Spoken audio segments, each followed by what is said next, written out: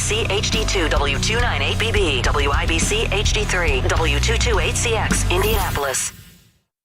It's Kevin and Query. I throw, you catch. It's not that hard, okay?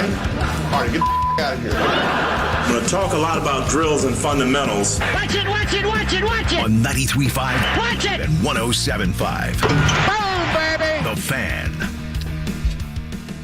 Kevin, did you ever watch the television show?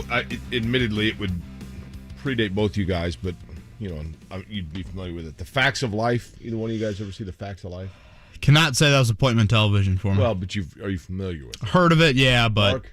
Heard of it, never watched it. So, I don't know how much I watched it, but the themes, back in the day when theme songs were a big deal on TV shows, I thought about it this morning because the beginning of the show, the theme song is you take the good, you take the bad.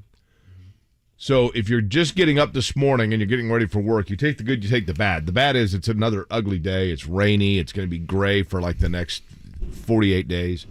But it's 50 degrees outside. So would you rather have it like this when you get up in the morning to go out and you don't have to warm up your car and scrape your windshield, but you don't see the sun? Or would you rather it be like wear 7 layers, but it's sunny outside? Well, give me this until like 10 a.m. and then give me the sun the rest of the day. If I'm going to be really picky about things. I mean, shockingly, it stopped raining. I swear it rained for all 24 hours yesterday. But yeah, as you said, it's a nice temp. Looks like leading into next week we'll be into the 30s pretty consistently.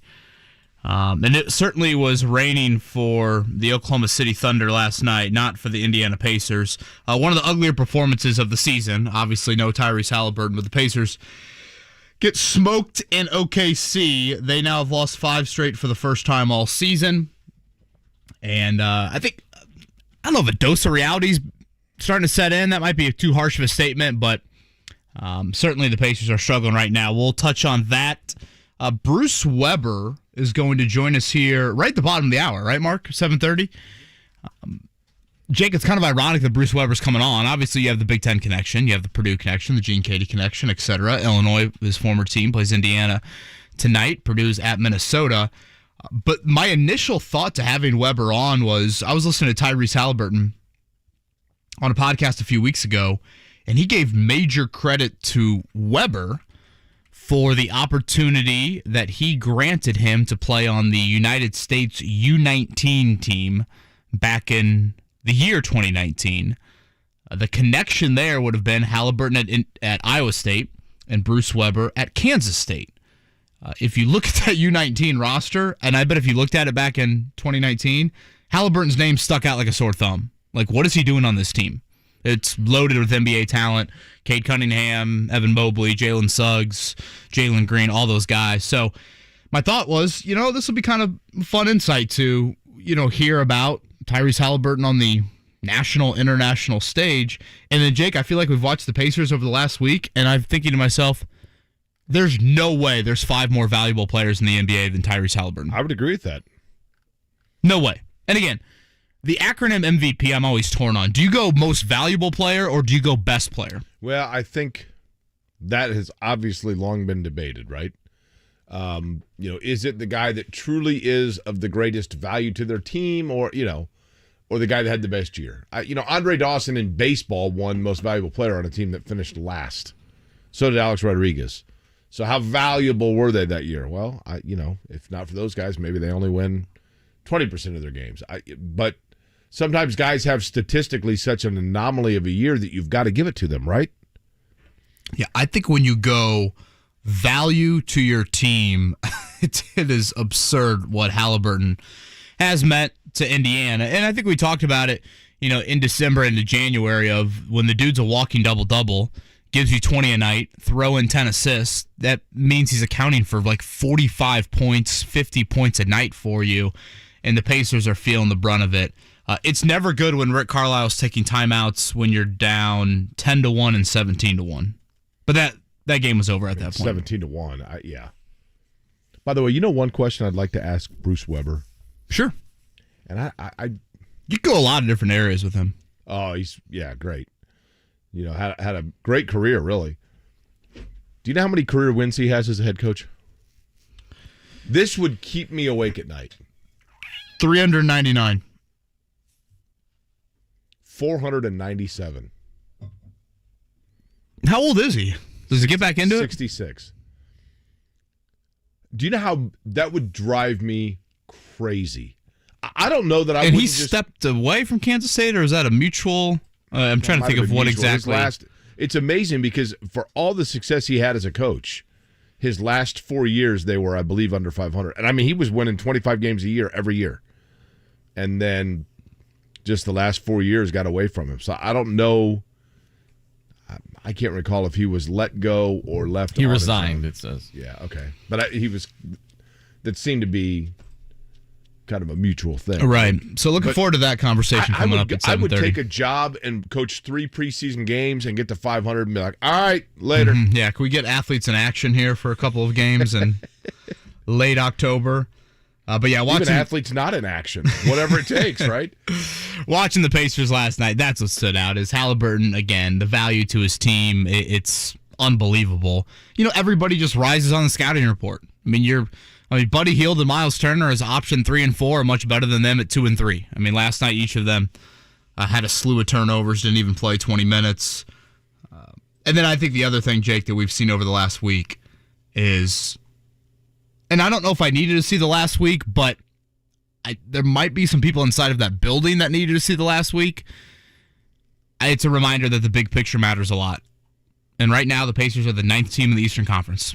And if you lose that first game, you're out of the playoffs. So, to me, with the trade deadline coming up 3 weeks from today, you need to remind yourself that the big picture is what matters this season, and don't do anything crazy in the short term. I think that I'm probably going to be proven wrong, but I believe that the Pacers feel that they don't need to make any seismic changes. On either side of the ledger. Correct. I think they feel, I mean, don't get me wrong. I don't know if I agree with that. The mantra has always been, if a trade comes along that can make your team better, you do it. But so in other words, sure, Kevin, if somebody comes to them and says, you know what, we really like Giannis, but we're going to go in a different direction, so we're going to trade you Giannis for Myles Turner, Buddy Hield, and a draft pick. Yeah, okay, yeah, sure. You run naked up 65. Right. But for the most part, I'm not going to say I don't know. It is my very strong suspicion the Pacers are not actively seeking for major deals. Yeah, I think entering this year, it's like if you're going to rebuild. Don't half-ass the rebuild. Don't get to the era that you just exited where you felt like you were a team in the 5 or 6 spot of the Eastern Conference. Kind of shoot for the moon. But is the difference, Kevin? I hear what you're saying, and I'm asking this rhetorically, okay? I mean, but is the difference between where the Pacers are right now and where the Pacers have been when they were kind of mired in that 6 to 8 seed they couldn't get out of, is the only difference between the two right now simply experience? No, I think you need another major piece. And I think you're seeing it when Haliburton is out. You watch other teams, Jake, but Milwaukee's a great example on... I get that, but here's the thing. Is it counterproductive to give up 3 of your auxiliary pieces for one more major piece? Maybe in the short term, but I think you could see a real benefit when Maher and Haliburton, i.e. that other piece, is 25 or 26. I mean, think about it like this, Jake. How about Monday, Pacers-Bucks? No Giannis, no Middleton.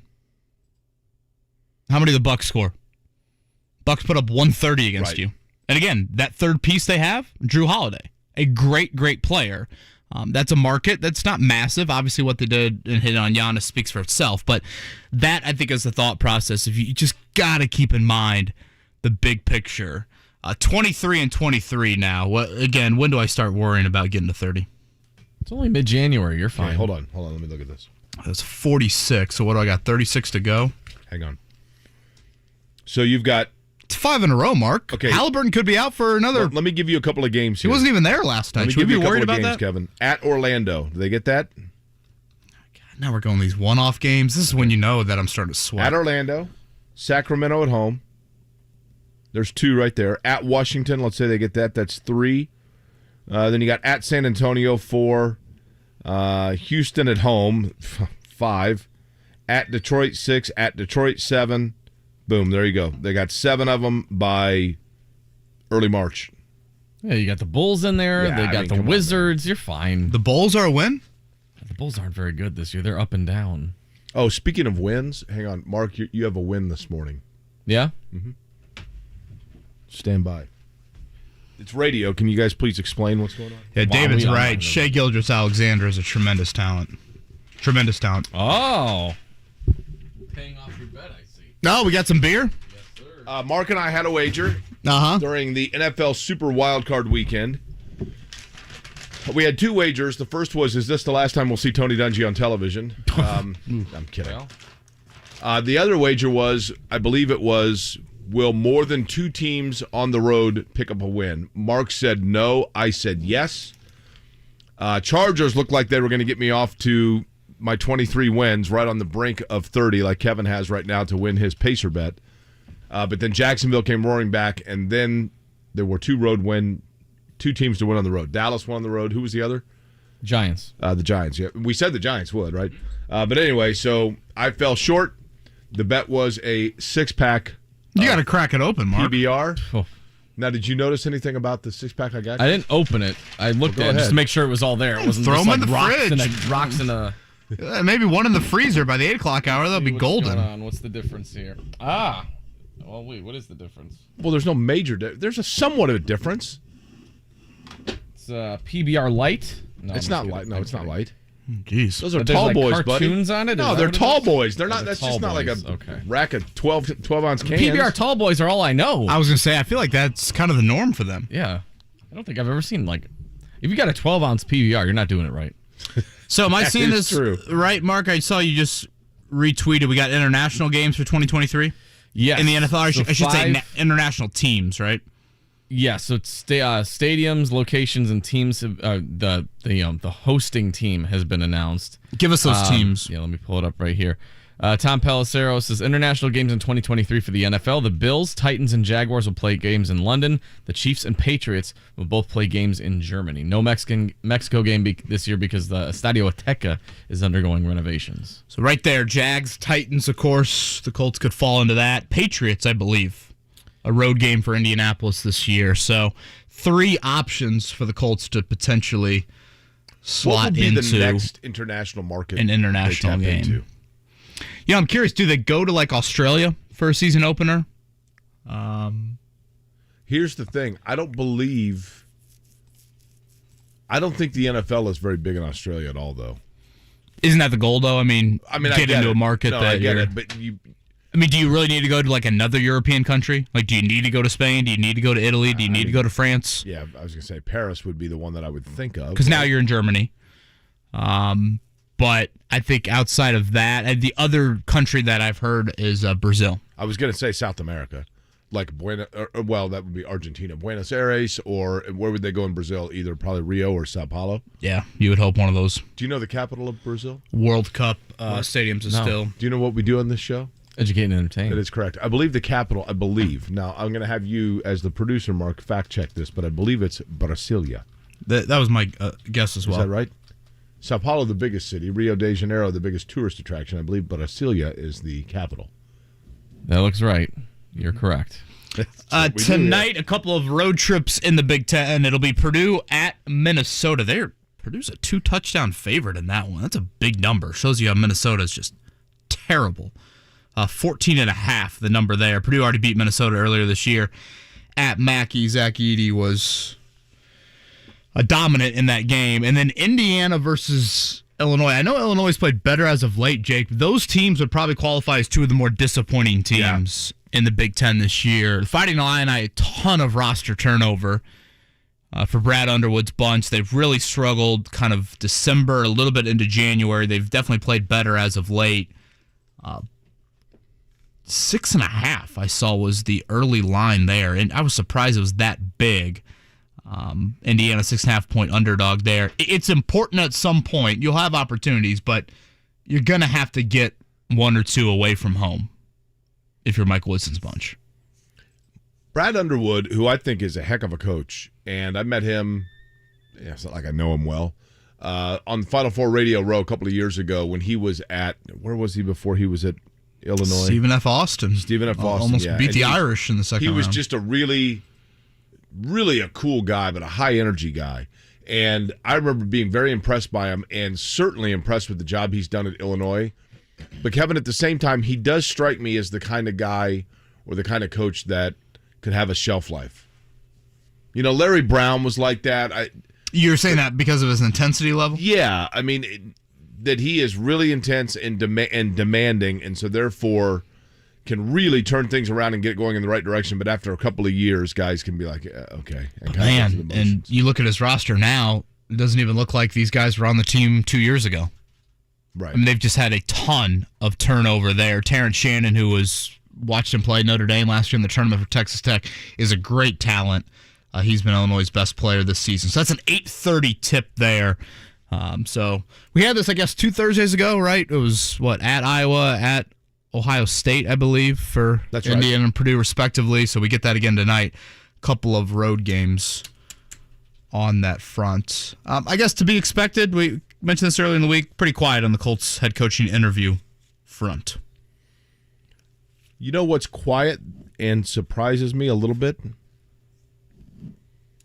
We have not heard, and we've discussed this. I do know that Jeff Saturday is back in Georgia. Do they bring him back for an official interview, or is that just an understood? Oh, no, I would assume he gets an official interview at some point. Wouldn't that have taken place? I mean, again, I'd be somewhat surprised, Jake, if they do any interviews like today or tomorrow, unless it's Saturday. The candidates they've added to the list this week: Mike Kafka, Wink Martindale, the 2 Giants coordinators; Dan Quinn with Dallas; DeMeco Ryans with the 49ers. All 4 of those guys are coaching in a game this weekend.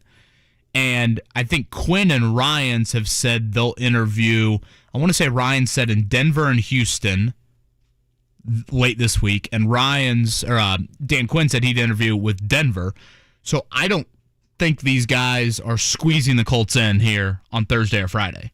So theoretically, you would have open days today and tomorrow, right? If you want to get the Saturday interview done. Maybe Jeff Saturday says. Now, this is like a Laurel and Hardy bit. Can you refer to him as, say that all again, but instead of his last name, just go Jeff. Name. Yeah.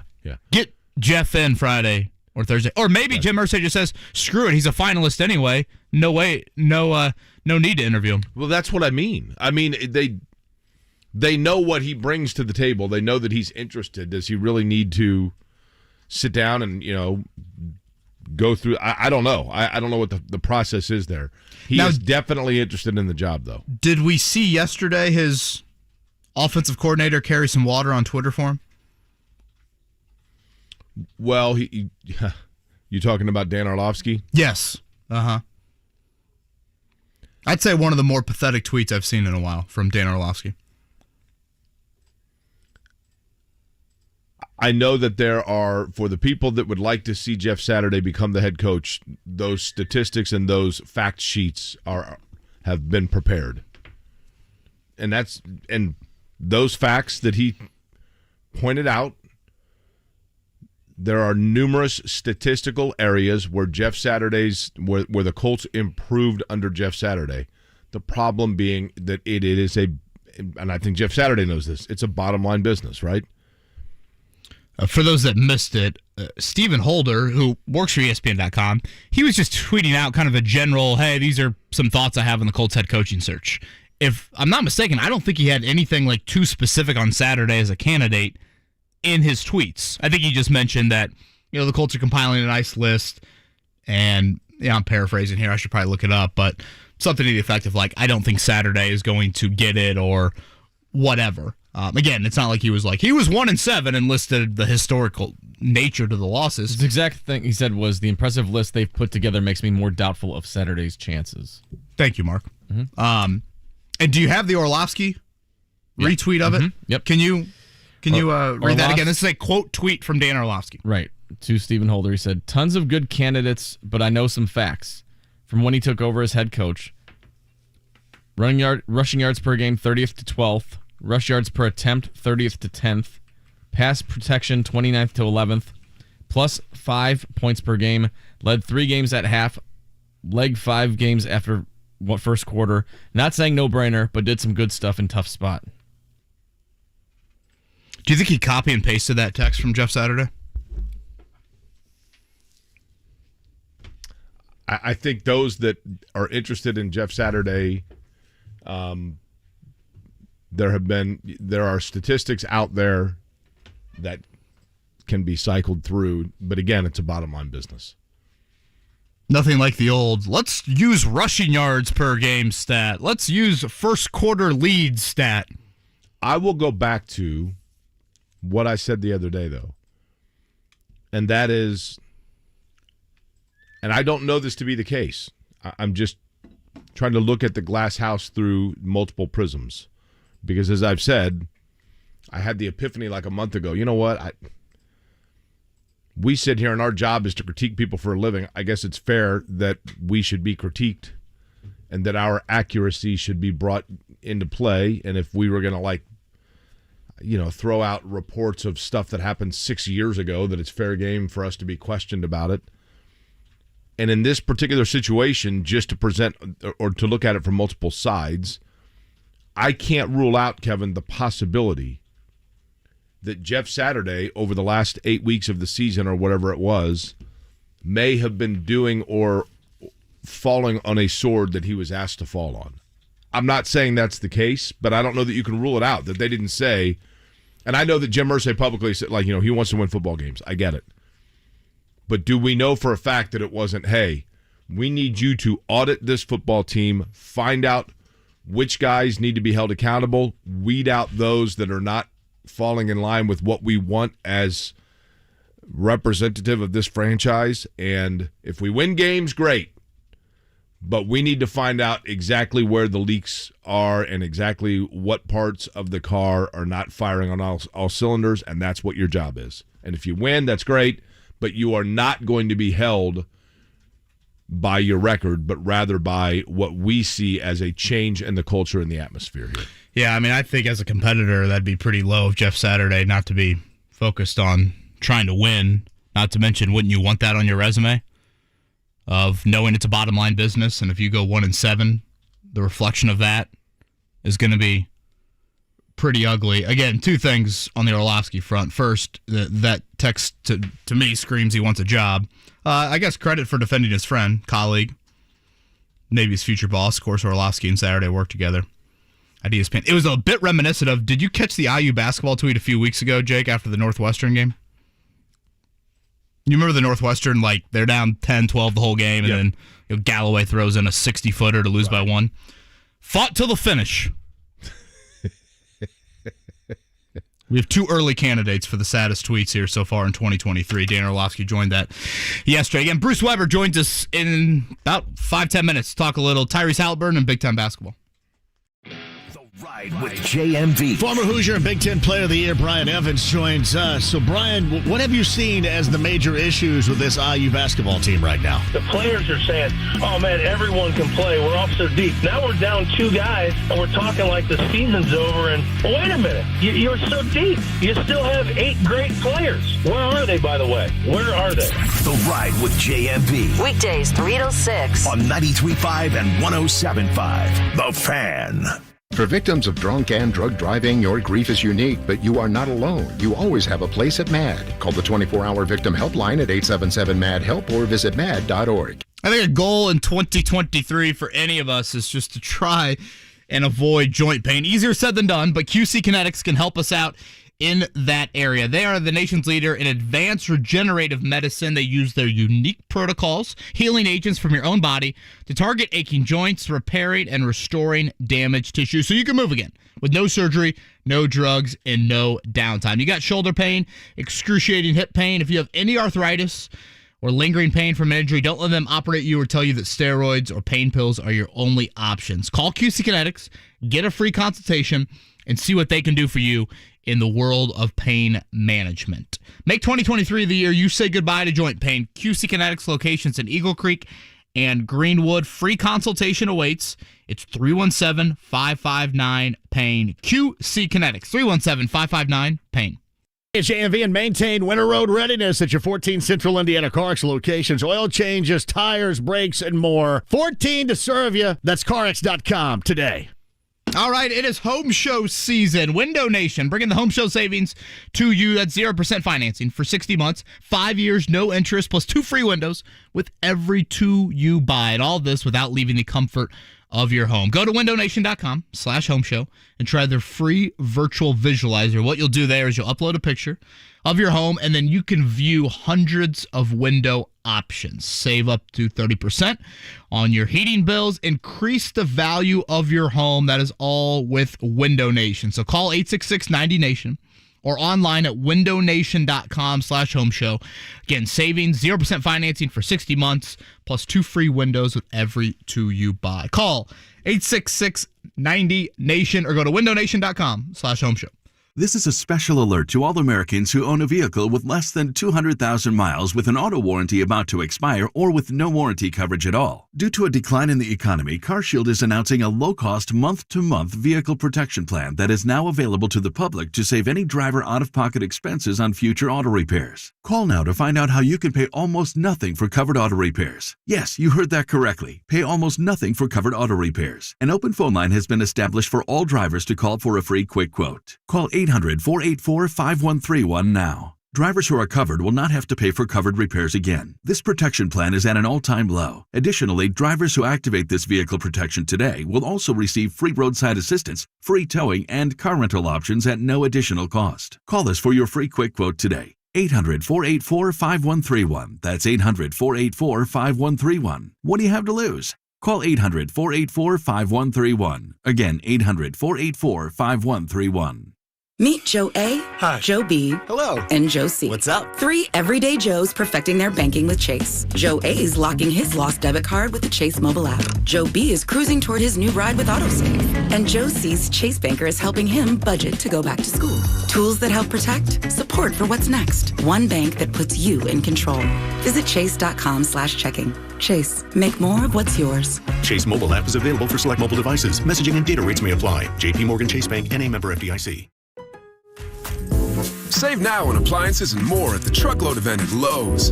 Get deals on select major appliances and take home what you buy same day. And save an additional 10% on all in-store clearance appliances. Plus, get 10% off in-stock kitchen cabinets with a $1,000 minimum purchase and save even more on clearance cabinets in-store. Shop the Truckload event in-store or online today. Must ask cashier to apply discount at time of purchase. Exclusions apply. While supplies last. Selection varies by location. See Lowe's.com for details. About 119 to 125. The Morning Checkdown, brought to you by Ball State Basketball. Get your tickets at ballstatesports.com on 93.5 and 107.5 The Fan.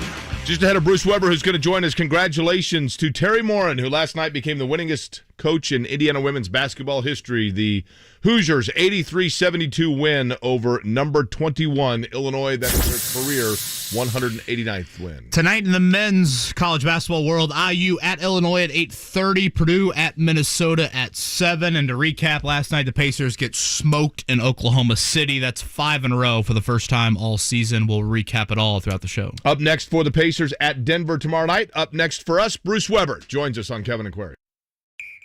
Soccer Saturday featuring Indy 11. If this is your football, this is your show. Saturday at 9 on The Fan. You had a solid retirement dream. Sell your home in a few years, bank the equity, downsize, and travel. But inflation and recession has you wondering if all your hard-earned equity will still be there. What if you could recession-proof your equity right now? You can with TrueHold. TrueHold will buy your home for its best current value before a recession can erode it. You get to bank all the cash now and live in your home for as long as you want. And TrueHold covers all property taxes, insurance, repairs, and maintenance. And since TrueHold pays your home's current value in cash now, it's yours to do whatever you'd like. Don't wait for inflation, recession, and interest rates to erode your home's value. Visit TrueHold.com and discover how much TrueHold will buy your home for today. Based on its best current value, not what's coming. Call 1-855-300-9993 or visit TrueHold.com. The smarter, faster way to cash out on your home's value without having to move. That's Truehold.com. What I love about working at Shane Company is that there's always something new going on. New things to look at, new jewelry for you to try on, new offerings. In addition to our great selection of natural diamonds, we recently brought in lab-grown diamonds. A lab-grown diamond has all the same properties as a natural diamond. It's a real diamond, just as beautiful, and made in a lab. You can't tell the difference. I invite you to come in and see for yourself. At Shane Company, you can compare two diamonds side by side and decide what's right for you. We offer the largest selection of natural diamonds and lab-grown diamonds. Choose from 10 beautiful shapes in a wide range of sizes, all hand-selected by our diamond experts for quality, beauty, and sparkle. Whether you choose a natural diamond or a lab-grown diamond, you can be sure it'll be absolutely gorgeous. So visit us today. We can't wait to show you what's new. Now you have a friend in the jewelry business. Shane Company and Shaneco.com. Doing more in the community means that I get out and I volunteer. Hi, I'm Hannah Yeagerbush here at Teachers Treasures, and we nominated David Barabee because he's such a great volunteer leader. He does so much for us to make our mission possible to serve teachers in Marion County. And I'm Jiffy Lube owner Steve Sanner. At Jiffy Lube, we are proud to support Hoosier charities that use their vehicles to do more to make Indiana a better place to live. My vehicle really allows me the ability to be where they need me. Either downtown, at the store, or out on a route, or working for the mobile operator. Jiffy Lube of Indiana provides all of our Do More winners with free vehicle maintenance for a year. Because now at Jiffy Lube, our trained technicians do more to keep vehicles like theirs and yours on the road. Brakes, tires, batteries, and more. As well as Indiana's favorite oil change since 1985. Jiffy Lube accepts competitors' coupons, so you don't have to choose between saving a few dollars versus treating your vehicle to Jiffy Lube's award-winning service. Click on JiffyLubeIndiana.com for a Jiffy Lube near you. Get in the zone, AutoZone. Welcome to AutoZone. What are you working on today? Starting trouble. No one likes that. We'll get you set up for some stronger starts. You might just need a fresh charge, and we'll take care of that free of charge. But if it is time for a new battery, we've got replacement batteries that'll fit your needs, starting at just $79.99.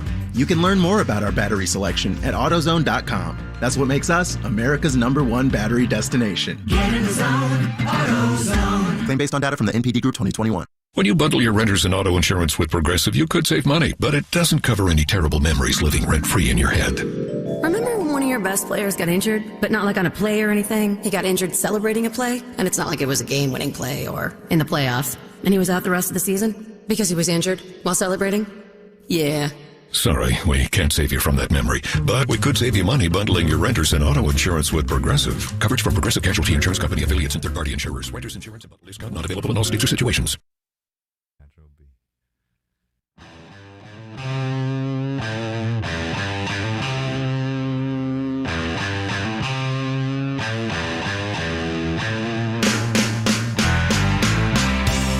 Kevin and Query on 93.5 and 107.5. The Fan. Jake, our next guest certainly resonates in this part of the country, Big Ten country that is, both Indiana and Purdue in action tonight. So a whole lot we can get to with Bruce Weber on that front. But, you know, when I first came across this a few weeks ago, I was listening to Tyrese Haliburton on a podcast, and all of a sudden out of the blue, he mentions Bruce Weber's name, and it was... I first didn't make the connection of like, wait a minute, Bruce Weber was kind of a rival coach to him in college, right? I mean, Kansas State, Iowa State, like, it's not like he coached him in college, but then Haliburton mentioned how he was the U19 coach for the U.S. team in 2019, and he was kind of shocked to make that team with a ton of NBA talent, and really credited Bruce Weber for, you know, kind of showing him that he could be something on a national, international stage. So to get more into that, and again, talk some Big Ten, Purdue hoops, of course, Bruce Weber joins us now. Coach, good morning. Good morning, guys. How are you? We are doing great. Thank you for the time on this Thursday morning. And let's start there. 2019, you coached the U.S. U19 team. You are littered with NBA talent. But Tyrese Haliburton, you could argue, I think, was probably one of your more important players. Why did you select Tyrese? And I guess what did you see at Iowa State that made you think that he could play with these future lottery picks? To be honest, he might have been our MVP. It was really probably close between him and Reggie Terry for the tournament. And, you know, just a young man that just, one, as you probably got to know him and watch him, he just plays the game with such great energy. He loves the game. He's such a good teammate, just a leader. And, we played against him when he was a freshman, and he didn't score much. He didn't shoot much, but when he shot, he usually made it. But his assist-turnover ratio was just astronomical. And I could be wrong, but it was something like 10-1, 8-1 or something. And he just took care of the ball, and he had great size. And, I called his coach, Steve, and said, hey, I think he'd be a nice, position player for us. I hope he comes to the tryouts. He got there, and he surprised everyone, to be honest. And he just got better and better as the tournament went on.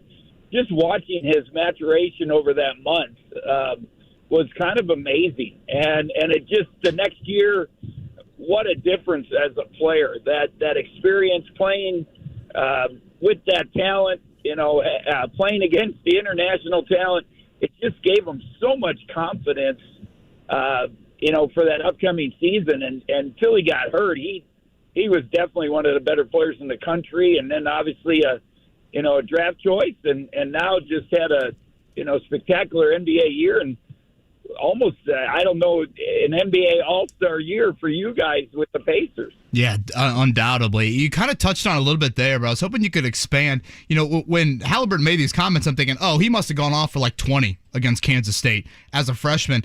I looked up. He played you guys 3 times, 0 points, 4 points, and 6 points. So, I guess, what was it about, whether Steve Prohm, when you talked to him, or just how he played the game, I guess, that made you think, even though he didn't have these huge games against us, we feel like with Cade Cunningham and Jalen Suggs, Evan Mobley, he can fit in perfectly? Yeah, just that, again, his leadership, his feel for the game, his passing instincts,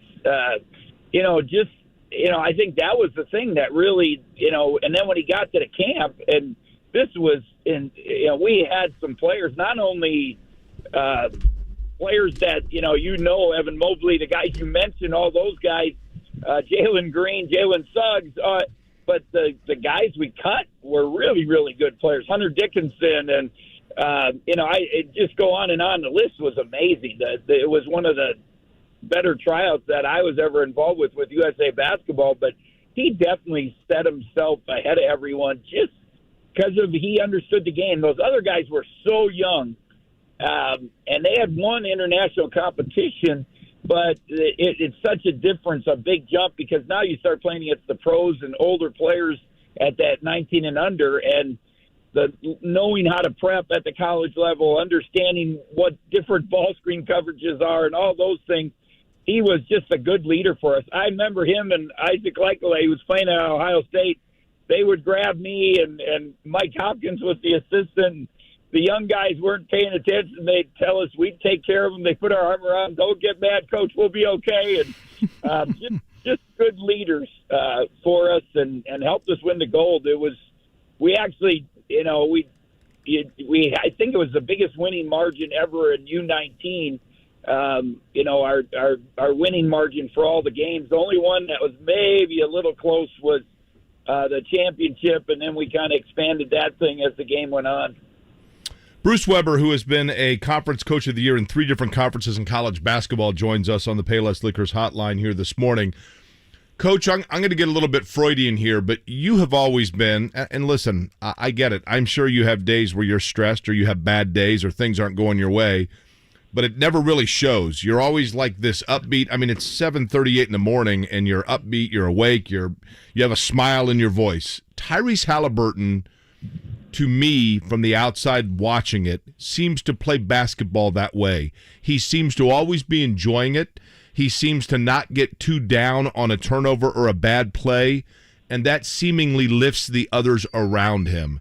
A, is that an accurate assessment of his game? And B, did you having a similar mindset each day allow you, younger in his career, to recognize his benefit in that? Yeah, there's no doubt. I think that's a great way of. He just loves the game. He appreciates the game. I still remember his Coach Steve kept calling me, is he going to make it? He's going to make it. I said, yeah, he's one of the better players. Don't worry. Well, his mom and his aunt wanted to buy tickets to come to Greece, which was to play a tournament in Crete, Greece was a pretty nice thing for myself and our staff and our players. Unbelievable experience. But, and he just, he was a 2-star recruit, Oshkosh, Wisconsin. Just he was just so happy to be there. And right now, just you watch him play in the NBA, he's just happy every day to be part of it. And he competes and he just lifts everybody up with that energy and feel for the game. Have you seen Coach? I mean, you've coached a long time. You've coached some great players over the course of your career, whether it be Purdue, obviously Southern Illinois, Kansas State. Once guys, the thing to me that I think is going to be interesting about Haliburton, and I want you to talk me off of this ledge. Sometimes you never know once guys become the straw that mixes the drink, exactly how they're going to respond to it and whether or not they don't outgrow the things that allowed them to be put in that position in the first place. Is there that possibility? Do guys change once the game comes to them? Yeah, there's no doubt. Are you saying in a bad way or yeah, well, we've seen, just for example, and they're wonderful players, don't get me wrong, but like in Indiana, I think Pacers fans have like a PTSD over Paul George becoming a star before our very eyes and just kind of getting a little bit overwhelmed by that and outgrowing his brand, so to speak, a little bit with Oladipo as well. And I think people have hesitation to fully invest on Tyrese Haliburton because it's like, wait a minute, he's becoming a star right here before our very eyes. Is lightning going to strike a third time on us? Yeah, and that's what I thought you were going toward. And I would tell you, I would be shocked if he changed. Just knowing him, knowing his background, knowing his family. His dad, I think still referees games. Summer basketball, things like that. I remember my brother's a high school coach up in Wisconsin and knew his dad and they FaceTime with me after one of the games and the dad had just refereed a game and I just don't see his roots are so appreciative, the gratitude part. I'd be honest, I'll be shocked if he would change. And I know what you're saying. I've experienced it. I've watched Darren Williams and been around guys like that, and it's hard not to change. But in his case, I think he's going to keep that happy, bubbly feeling and keep playing the way he does because that's what makes him special, to be honest.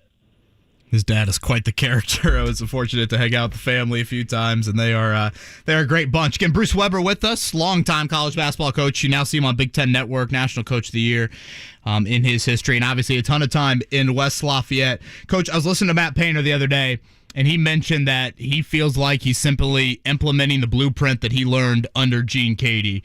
When you watch Purdue and have watched him under Matt Painter, what is that blueprint? And if any, what ways do you see Matt Painter doing things maybe differently than what Gene did?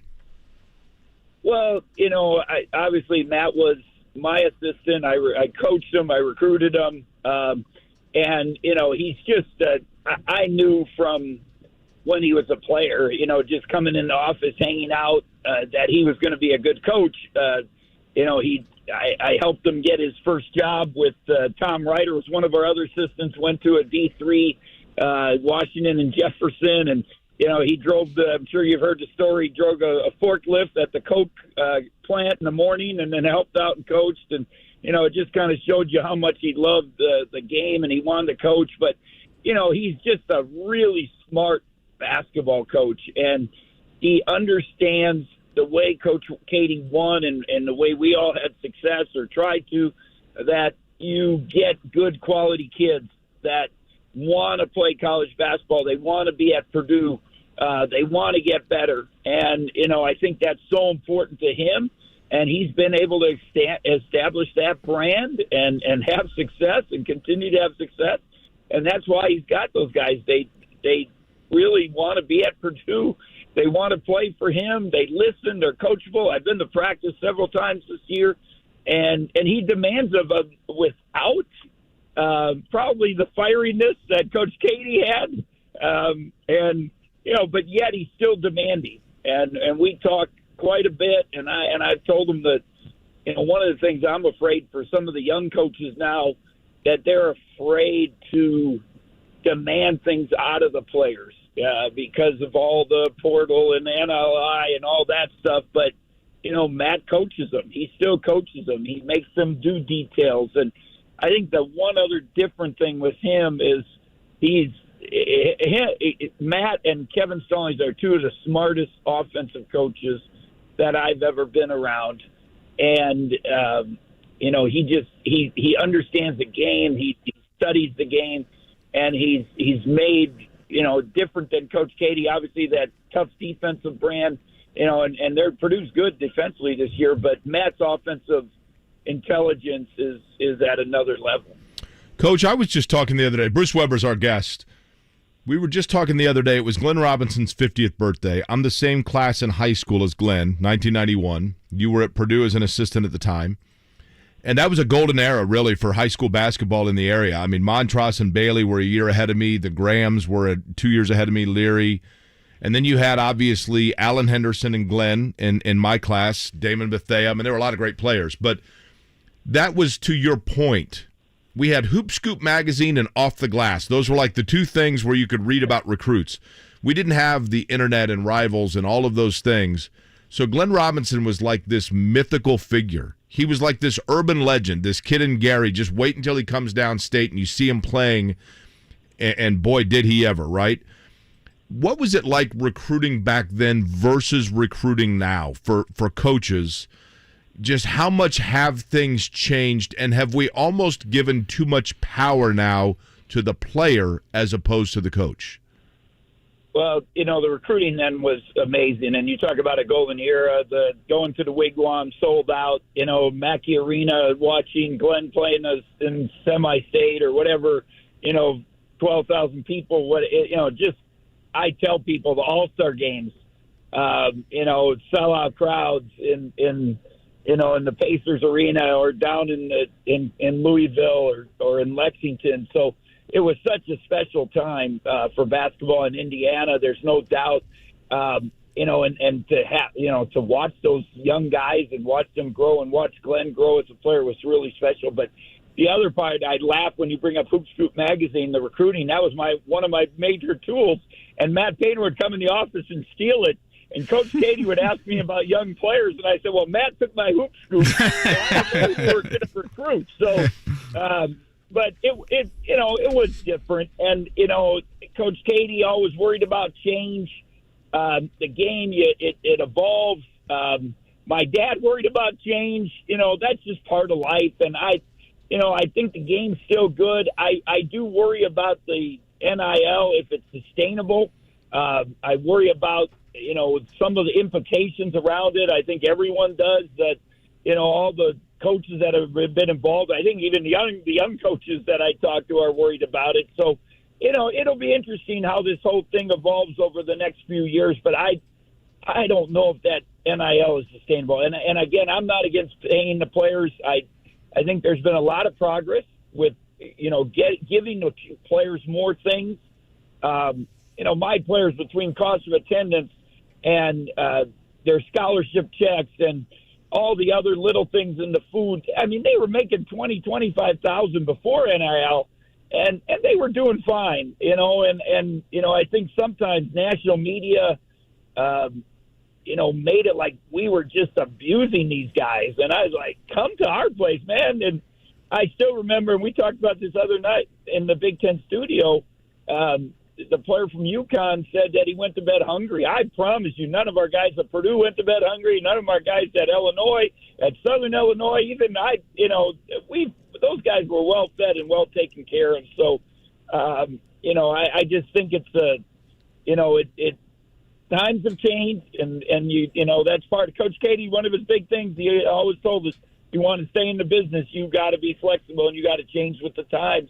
And that's why he stayed in the business, and that's why Matt's been so successful. Is the league, is basketball different from one league to the next? I know that at its core, Bruce Weber, that basketball is the same game.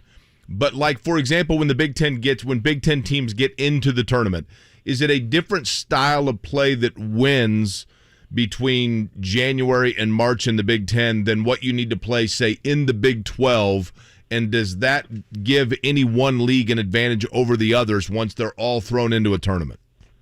Yeah, I don't think there's any doubt that there is a difference. And I think, and I don't know why, but our guard play that I experienced in the Big 12 in the last stretch is just, it's different. The athleticism, the two guard, we had a lot of two guards, the small ball, and I really believe once you get into the tournament, I think that's been the success. Obviously, Kansas, Baylor, other Texas Tech a few years ago, even my team, K-State, we went to the Elite Eight not long ago, and I think that's the difference. And it's I worry a little bit for the Big Ten as we get into into March again. For this year, if you have the guard play that can control games in those close games and make the plays that matter. Coach, we'll end with this and really appreciate your time. Again, Big Ten Studios, Bruce Weber mentioned where you can find him right now. Purdue, what they've done this season kind of speaks for itself. They appear to be the Big Ten favorite as we approach the midway point of the Big Ten schedule. You see anybody challenging them the rest of the way in the Big Ten? Pardon me, I lost you there for a second.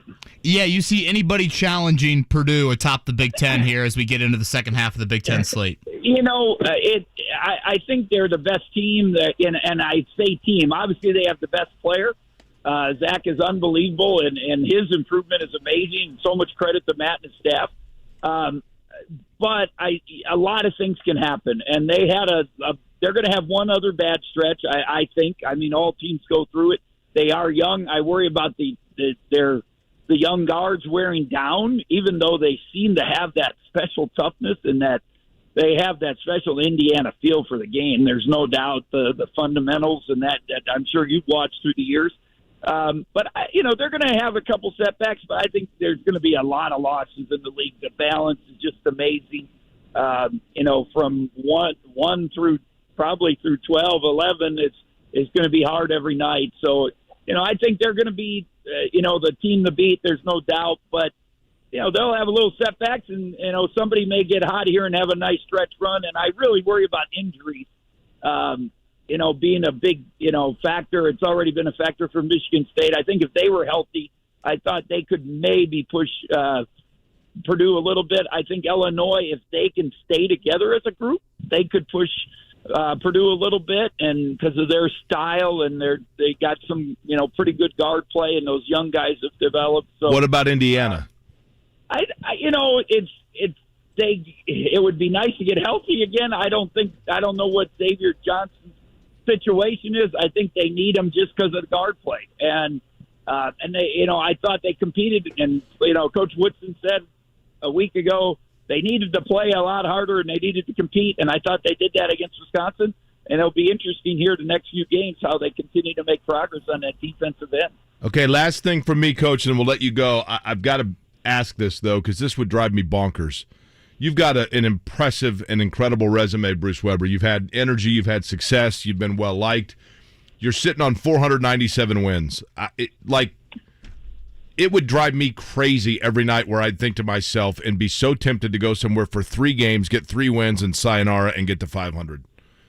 Does that drive you nuts? I don't know. I'll be honest. I didn't even know it was 497. Now you want back, don't you? Well, 3 games. That describes your lack of ego and my co-host's ego with that. I love coaching. If I could, if the right situation came up, I got, for my wife, my grandkids, I would coach again. And because I just love it. I miss the one thing the Big Ten networks helped me stay involved with, just going to practice and being around staff, sitting with Matt and his staff. And, Tom Izzo, I sat with him a couple weeks ago when I did their game for 2-3 hours and just hung out. And, that's what I miss, that camaraderie and all that. So, but, and I guess to answer your question, I would coach again, but it's got to be the right thing, and we'll see what happens. I've been very, very fortunate. 18 years at Purdue was just amazing, and I thought I'd stay there forever. It didn't work out. I got other unbelievable opportunities, and if that's in my plan, we'll see what happens. But I love it, and so fortunate and blessed to be part of college basketball, especially in the golden era that you talked about. Well, we're certainly lucky to have you. We're lucky to have you on the show this morning. Can't thank you enough, Coach, for the time, and we'll be watching you on Big Ten Network and hopefully see you on the sideline here. Appreciate it. Thank you. That's Bruce Weber right there on the Payless Liquors hotline. Really, really enjoyed that. Again, for those that maybe caught it halfway through, Jake, the early thought in having Bruce Weber on was there's a Tyrese Haliburton connection there. I thought that was really insightful. Kind of the first 5 or 10 minutes we focused on him coaching Haliburton during the U19 World Championships in 2019. They won the gold medal, a slew of NBA lottery picks, but Haliburton, as he said, probably the MVP of that team. And then obviously the Big Ten stuff kind of speaks for itself. And he said, I had that right? He said he would like to get back into coaching? Okay, so Notre Dame wish list, add Bruce Weber's name. There you go. Kevin, during the Final Four here, one of the years, and I can't recall which, they kind of all run together, but I was downtown with two of my friends who are Illinois natives and both Illini fans. Bruce Weber was at Kansas State at the time, but he was, coaches are all here for the Final Four. And we're walking down Maryland Street in one of them, and, my buddy's like, oh my gosh, that's Bruce Weber. So he and his wife go over to, get a picture with him because they're Illinois fans. And they said, we're Illinois fans. And he'd moved on from Illinois, but he could not have been, you would have thought that he stood in their wedding. He could not have been nicer and more gracious and awesome. Friendly and took photos and asked about their kids. I just could not have been a nicer guy. When you have people like that on, I texted Marc a few weeks ago about the idea. I'm like, you just don't know how it's going to go. I don't have this great relationship I don't have any relationship, frankly, with Bruce Weber or have anybody that know him that well. But we were able to contact Big Ten Network. And again, for those that missed it, really good stuff, not only on the Big Ten, the history of it, the current state, but also on Tyrese Haliburton. For those that missed it, Pacers missed Tyrese Haliburton a whole lot last night. We'll touch on that coming up in the 8 o'clock hour. Update you things on the Colts search-wise. Jake, something we have not talked about this week, and I think what transpired maybe Sunday night has kind of bled into a little bit of this discussion. Would Lamar Jackson make sense for the Colts? Let's chat about that as well coming up in the 8 o'clock hour. Again, two big Big Ten road games tonight. Purdue at Minnesota, big favorite in that one. Indiana, probably the much more important game, honestly, at Illinois tonight as a last I saw was 5 or 6 points underdog on that end. So we'll discuss it all coming up. Kevin and Query, 8 o'clock hour. The Ride with JMV. We'll see if Mike Woodson can get this IU thing going, but here's the problem I had after that Northwestern loss. All right, defense bad, and I certainly wouldn't blame that, even if it is true, on the loss of 2 players. Because what that does, it tells the rest of your team that, hey, you know what, it's okay. We don't have these 2 guys. That's why our defense stinks. You don't want that with your team. The Ride with JMV. Weekdays 3 to 6. On 93.5 and 107.5. The Fan. For a limited time, KFC's pot pies are just $5. That really is the ultimate $5 comfort meal. Only at KFC. That's finger-licking good. Dan Dockage for Affinity Whole Health. Affinity is the leader in testosterone and hormone replacement therapy, and I got to tell you, I see why. Since I started a testosterone replacement program with Affinity, my energy, mental focus, drive, everything is up, and the physical benefits are amazing. Check them out at feelgreatindy.com. Guys, you can improve the way you look, the way you feel. You can build muscle and lose fat. Affinity will give you the roadmap. Go to feelgreatindy.com. That's feelgreatindy.com. This is a special alert to all Americans who own a vehicle with less than 200,000 miles with an auto warranty about to expire or with no warranty coverage at all. Due to a decline in the economy, CarShield is announcing a low-cost month-to-month vehicle protection plan that is now available to the public to save any driver out-of-pocket expenses on future auto repairs. Call now to find out how you can pay almost nothing for covered auto repairs. Yes, you heard that correctly. Pay almost nothing for covered auto repairs. An open phone line has been established for all drivers to call for a free quick quote. Call 800-484-5131 now. Drivers who are covered will not have to pay for covered repairs again. This protection plan is at an all-time low. Additionally, drivers who activate this vehicle protection today will also receive free roadside assistance, free towing, and car rental options at no additional cost. Call us for your free quick quote today. 800-484-5131. That's 800-484-5131. What do you have to lose? Call 800-484-5131. Again, 800-484-5131. Governor Holcomb, I love how high school sports teach the importance of the journey. I couldn't agree more, Commissioner Neidig. Before any measure of success is achieved, like making a winning play or earning a state championship, student athletes go on an essential journey that humbles and teaches them every step of the way. The lessons learned along the journey of high school sports are about so much more than just the game. Student athletes learn how to persevere through adversity, never give up, and to get better every day. This second classroom teaches the skills, behaviors, and attitudes student athletes need to be successful on the playing field and in life. There's no better training ground for today's teens on their way to becoming tomorrow's leaders. Support the vital work of education-based athletics by buying a ticket to your high school's athletic events. This is keeping education in front of athletics. This is the journey of high school sports. This is your IHSAA. For the ones finding new ways to ensure the job always gets done. For the ones wearing many hats. For the ones who are hands-on, even from far away. And the ones keeping business moving forward. We are Grainger, offering professional-grade industrial supplies, plus real-time product availability and access to experts ready to answer your toughest questions. Call, clickgrainger.com, or just stop by. Grainger, for the ones who get it done. Let me guess. Unknown caller?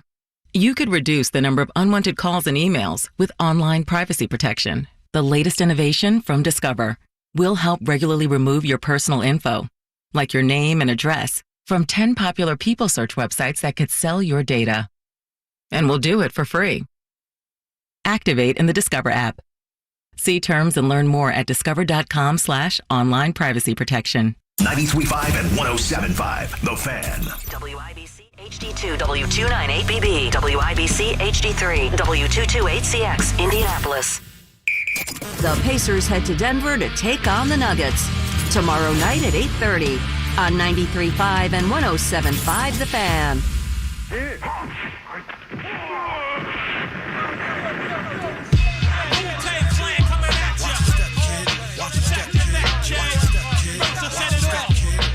You're listening to Kevin and Query on 93.5 and 107.5, The Fan. Glad to hear you guys enjoyed the Bruce Weber interview as much as we did. Jake kind of sharing a similar story that you had of Bruce Weber here at the Final Four. My brother-in-law texted me, thinks this is back around like 2010, 2011, that met Bruce Weber at a concession stand line at Wrigley Field, said he was so cool, willing to talk to us for several minutes. Yeah, so, just a super nice guy, right? I mean, and he said he gave him a hard time about the IU shirt that my brother-in-law was rocking there. So if you missed it, that'll certainly be up on the podcast. You had mentioned Kevin, and good morning to you, by the way. 8 o'clock hour underway. Jake Query along with Kevin Bowen, Marc Dykton here as well. It's Kevin and Query on 93.5, 107.5, The Fan on a Thursday. Fortunately, warm out, but not necessarily sunny outside, but we'll take what we can get. Kevin, in terms of the Colts, we have talked so much about the coaching search, which seems like they're kind of narrowing down their interviews, and then a little bit of a holding pattern, right? The other big question mark is going to be the guy who is taking the snaps, who is going to be the quarterback for the Colts this coming season. I think it is very safe to say that they will, I think, especially from the owner, be strongly encouraged to explore a quarterback in the upcoming draft. However,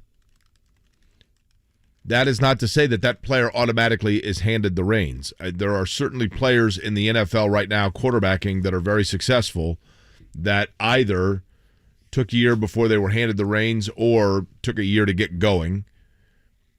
I heard yesterday just for example, I heard Chap on with Brian Hammonds on the midday show, and Lamar Jackson's name was brought up, not necessarily because he would be the guy that you think to yourself, like, they're going to go all in to get Lamar Jackson. I'm not saying that, but the situation in Baltimore is intriguing. They can franchise tag him, I believe, but if that relationship is so fractured that Baltimore decides not to, are you intrigued by pursuing that option? You know, I've always been intrigued by Lamar Jackson as a player. Such a dynamic talent, stresses you like no other. But I would not want him here given what you would need to get him here, and that's a whole lot. You know, you mentioned the franchise tag, Jake. In all likelihood, you would have to trade for him and then give him, obviously, a monumental contract. I mean, hasn't there been talks of his side once what Deshaun Watson got with Cleveland? I mean, that is an absurd number for a player that, again, is an incredible talent, and I've made it very clear that the mobile element of the quarterback position has to be tapped into more by the Colts. They just have been too statuesque at quarterback over the years. But when I say mobile threat, I don't mean you need Mike Vick or Lamar Jackson. Like, that to me is, first off, that's incredibly rare air, to quote Jim Irsay. But it also brings susceptible hits and injuries. And if you look at Lamar Jackson, he just turned 26. So let's say you slap the franchise tag on him, so then he's 27 next January, and you give him some sort of 6-year deal. I don't know. Who knows if he wants more than that. Jake, that means the meat of his contract, when you're paying him that extraordinary type of money, he's into his 30s. How long can Lamar Jackson continue to be as dynamic of a dual threat quarterback as he's been so far in the NFL? That is the concern for me. That would be the worry. Again, giving up a draft pick, paying him that money. At some point, when these guys get into their 30s, you do naturally have to be a little bit more of a pocket passer type. Would he still be worth that value? I would argue he would not be. So that's where the hesitancy would play in for me. And I guess you just have to be honest about your cap situation. Could you make it work? Sure. It would create a really, really tight cap. And some of this is the Colts' fault when they've paid positions that I don't think deserve the type of contracts they've given. The likes of a guard, a running back coming up, in all likelihood, a linebacker. We've been over that time and time again. That's why I think it's so beneficial to find a quarterback, have him on that rookie deal for 5 years, because you can still support him really, really well. Of course, not the proven talent that Lamar Jackson is, but there are some questions that I would have. I like Lamar Jackson too, but I can see why the Ravens are a little bit hesitant to give him this massive contract, because the last 2 seasons now, 12 games he's played. He's been out the last 5 each of the last 2 seasons. Well, so 5 and 4. He's missed 10 games. He's missed 10 games in 5 years. Yeah. And lately, right? Isn't that where he's missed a huge chunk of them? Mm-hmm. Yeah. He missed 5 this season, 4 last season. Yeah. He missed 1 in 2020, and he played all in 18 and. So again, he missed 1 in 19 and 20. So are these the hits adding up, Jake? Is this the style of play? He's always done a great job, I thought, of kind of avoiding hits. I mean, I think it's a great description. I've heard Rick Venturi refer to him as an eel before. I think he is. He just kind of slithers his way, and it's hard to get a hold of him. You don't get a lot of clean shots on him. But I would not feel comfortable having such an absurd is a negative connotation with it, such a massive amount of money to a player that you need elite, healthy athleticism for him to be as dynamic as he is. Into his 30s. So it begs this question, okay? And I don't know this answer. There are certain guys that their mobility, Doug Flutie, Randall Cunningham, those would be 2 guys that come to mind. As passers, they were not necessarily, and I'm sure there are people that could point out to the contrary of this. I'm going off of 30-year-ago memory, but their passing was predicated upon them getting loose, dancing around, and almost throwing in the motion of their running game. And once their mobility from a running standpoint went away, then they lacked. Randall Cunningham had an unbelievable arm, don't get me wrong, and Doug Flutie's known for, the most famous Hail Mary in arguably football history, but they were not your typical drop back, sit in the pocket, find an opening passers. So once the legs went away, it became more difficult to get production out of them. Lamar Jackson, I think, probably has a better arm than he is given credit. I mean, remember Bill Polian saying he can't play quarterback in the league. Well, that clearly was wrong. But is he, Kevin, a guy that once the mobility becomes normal, because it's not now, right?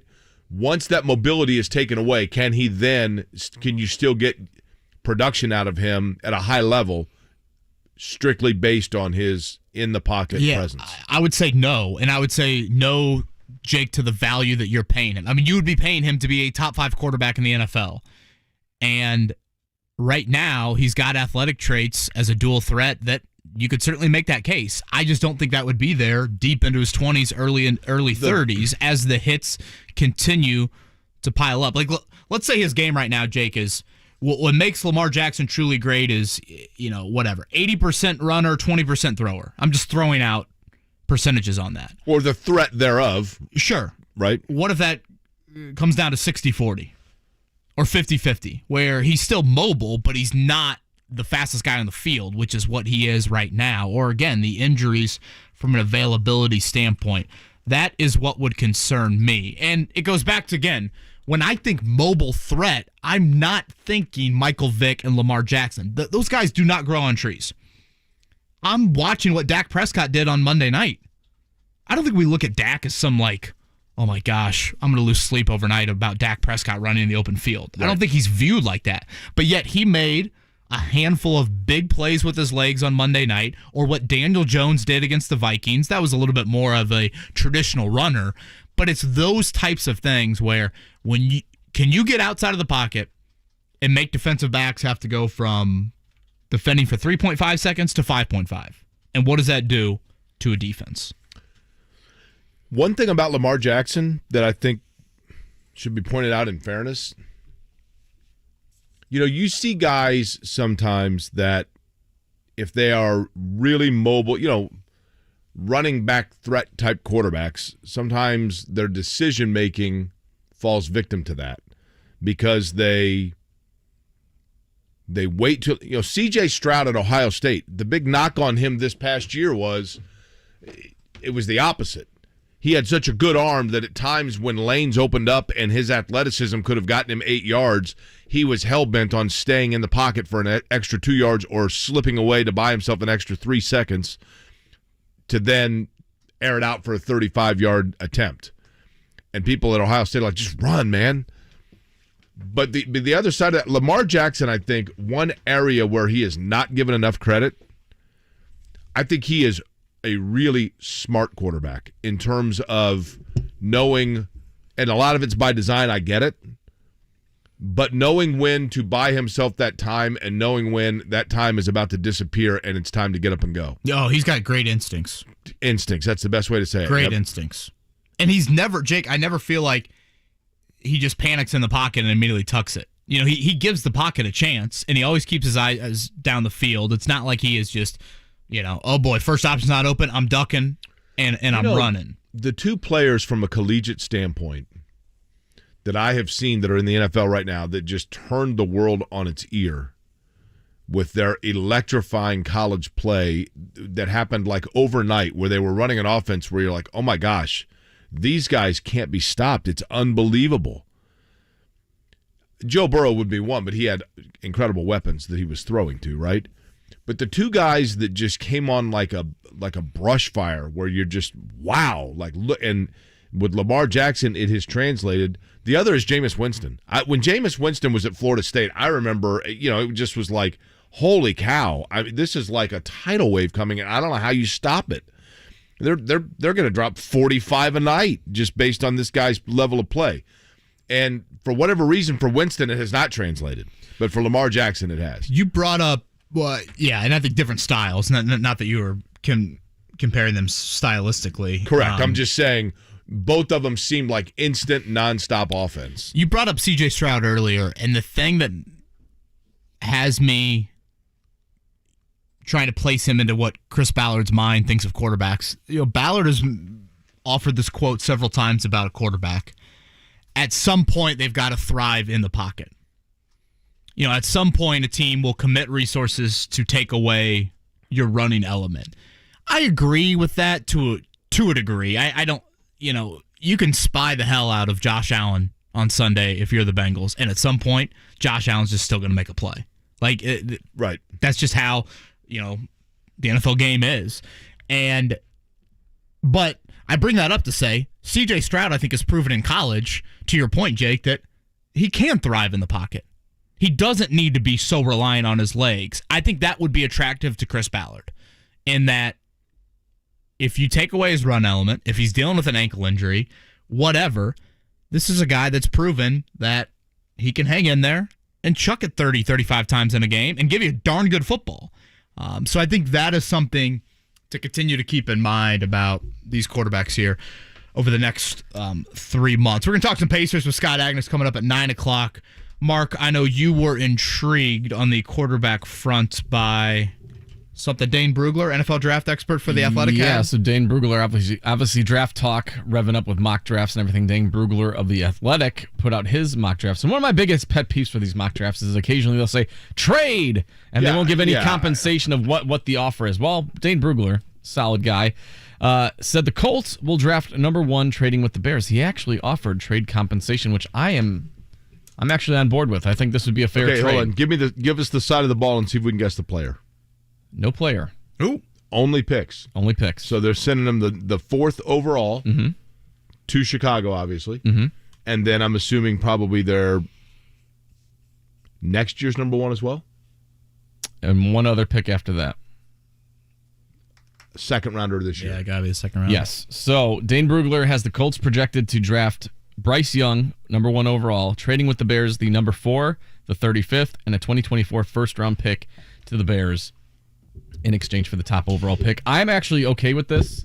From a Bears standpoint? From a Bears standpoint, yes. I know people say, 2 firsts for moving up 3 spots, but you're gonna have to pay. You have to pay up a little bit on the Colts front if you want to move up to number 1. And correct me if I'm wrong, the Bears don't have their second, right? Wasn't right, that was Claypool? the Chase Claypool move. So you get a very high second round pick, and then on top of that, you also get to stay in the top 4, which means you'll actually be able to draft like a Jalen Carter or Will Anderson, which I'm hoping they get one of those 2. So if you can stay in the top 4 and then also get a first round pick next year, especially if you don't think the Colts are going to be very good, I think that's a very solid trade for the Bears. And then Brugler, I assume, had Houston taken CJ Stroud? No, he had Houston taking Will Levis at number 2. Where'd Stroud go? Stroud goes to number 5 to the Carolina Panthers via a trade with Seattle.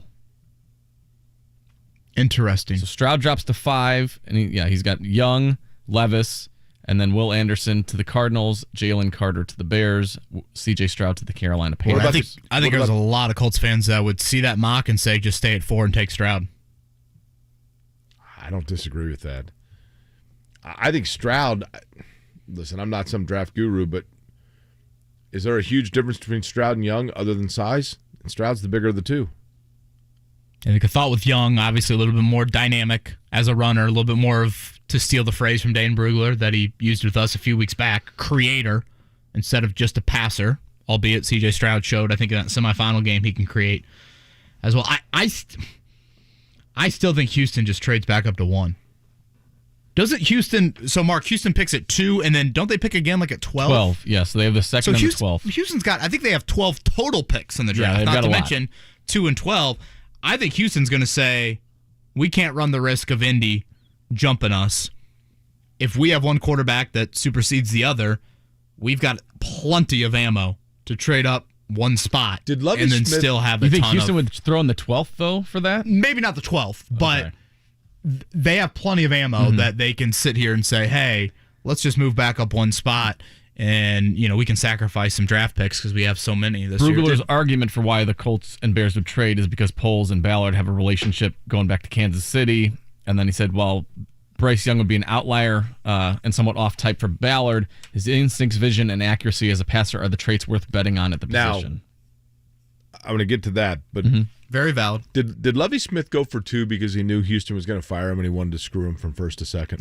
That's the talk. That'd be awesome if that was seriously. true.